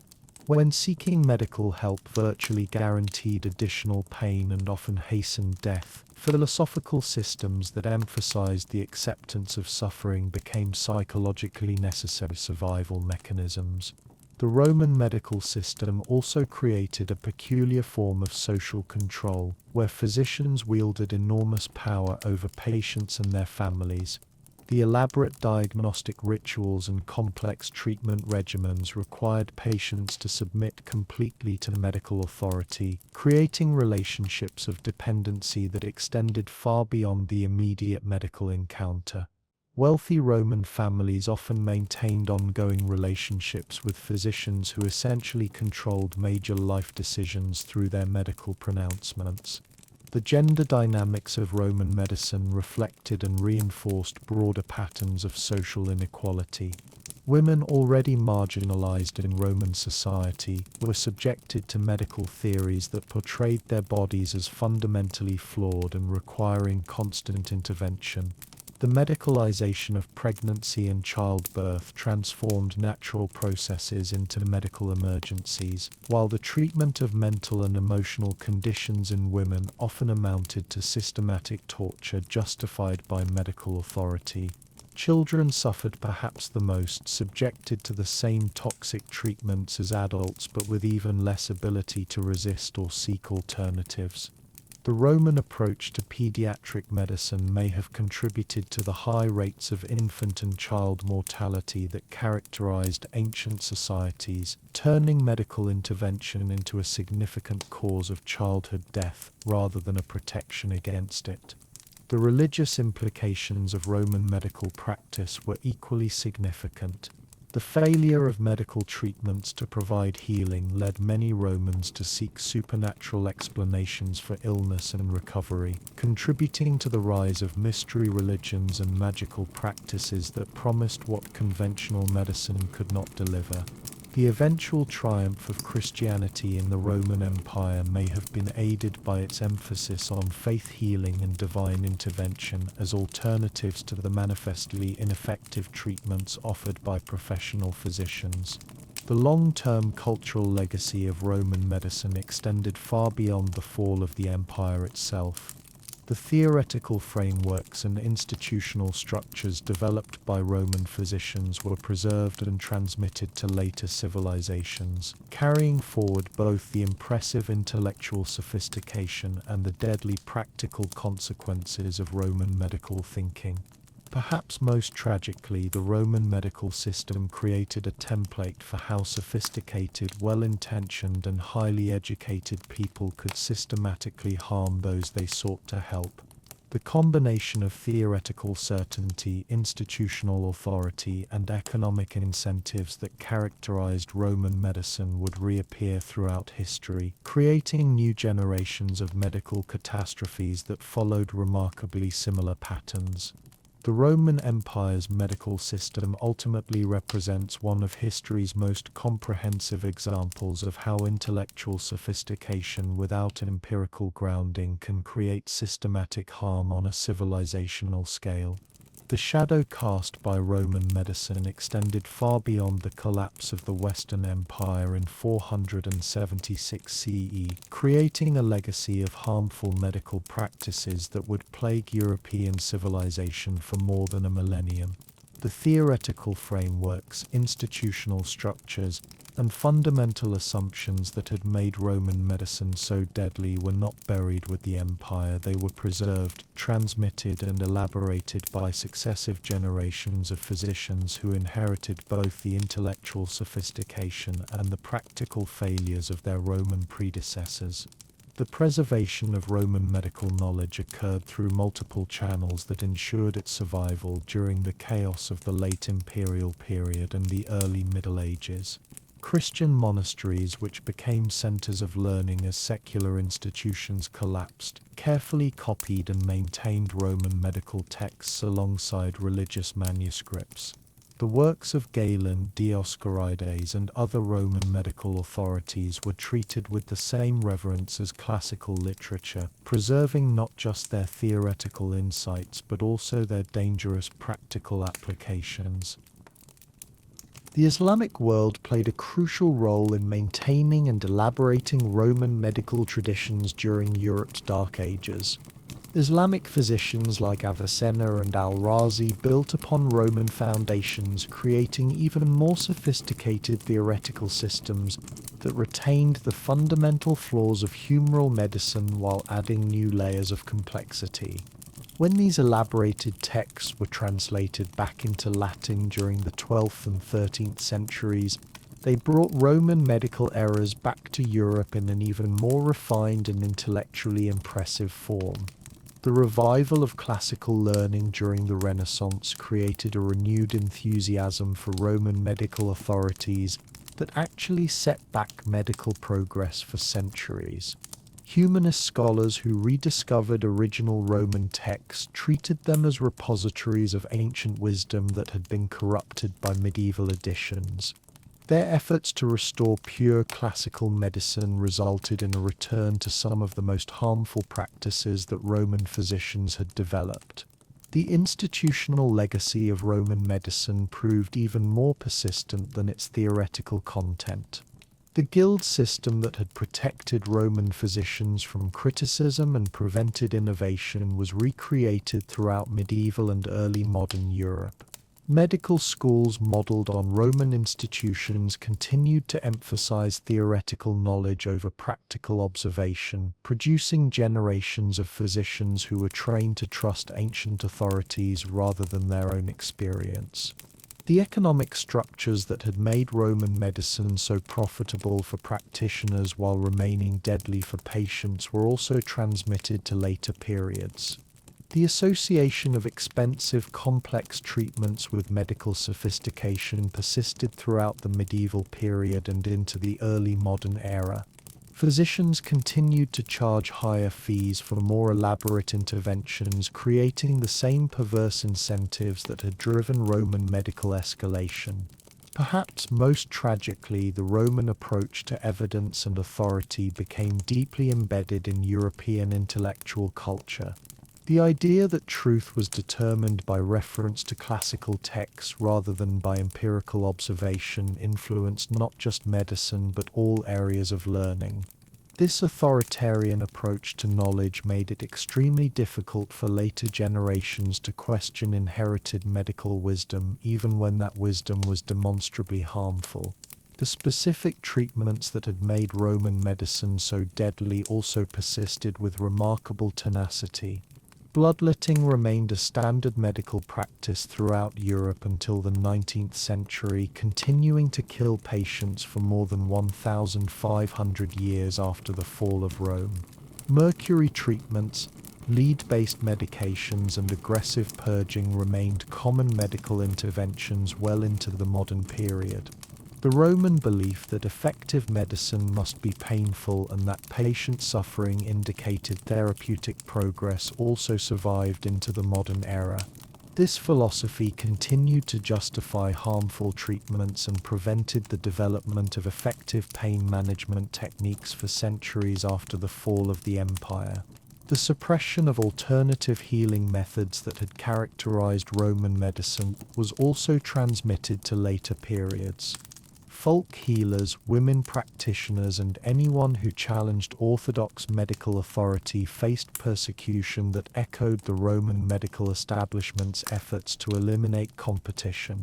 The witch trials of the early modern period specifically targeted women who practiced traditional healing, eliminating knowledge and techniques that might have provided genuine alternatives to orthodox medical practice.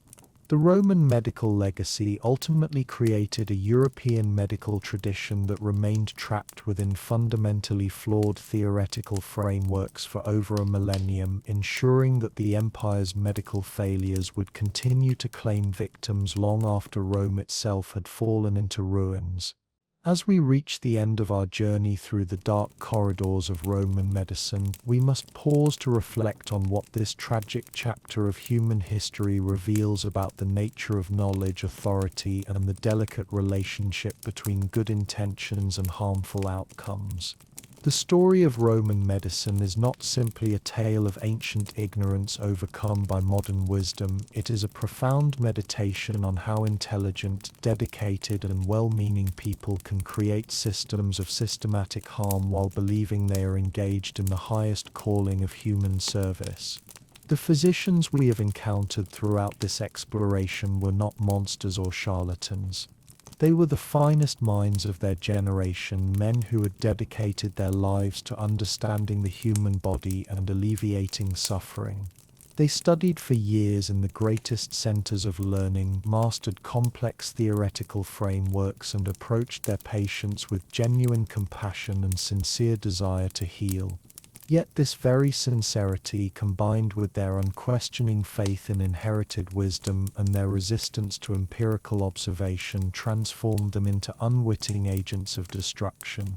The tragedy of Roman medicine lies not in any failure of intention, but in the dangerous combination of intellectual sophistication and practical ignorance that characterized the entire system. Roman physicians created elaborate theoretical structures that were internally consistent, logically compelling, and completely divorced from biological reality. They developed institutional frameworks that protected their authority from challenge while preventing them from learning from their mistakes. They established economic incentives that rewarded complexity over effectiveness and theoretical sophistication over practical results.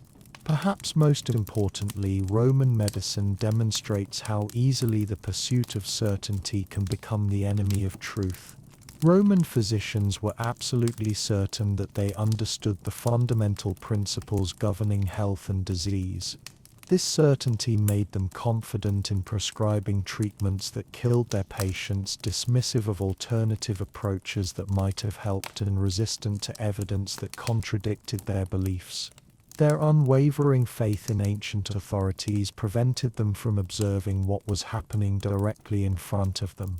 The lessons of Roman medicine extend far beyond the boundaries of medical practice itself. They reveal universal patterns of human behavior that appear whenever institutional authority becomes divorced from empirical accountability. The same combination of theoretical sophistication, professional arrogance, and systematic blindness to harm that characterized Roman medicine has appeared throughout history in different contexts: political, religious, educational, and economic. Wherever groups of well-educated experts have claimed exclusive knowledge while remaining insulated from the consequences of their actions. Yet the story of Roman medicine also offers hope, for it demonstrates that even the most entrenched systems of harmful practice can eventually be overcome when they are subjected to rigorous questioning and empirical testing. The transformation of medicine from a source of systematic harm to a genuine force for healing required centuries of gradual change, but it did eventually occur. The development of the scientific method, the establishment of empirical standards for evaluating treatment effectiveness, and the creation of institutional mechanisms for correcting error represent humanity's slow but persistent progress toward more reliable ways of understanding the world.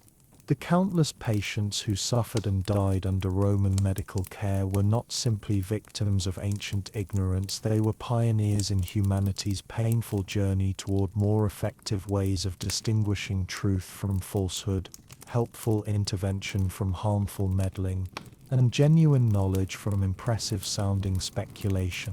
Their suffering was not meaningless if it helps us recognize the ongoing dangers of uncritical faith in authority, the importance of systematic doubt even when applied to our most cherished beliefs, and the necessity of remaining humble in the face of our own ignorance.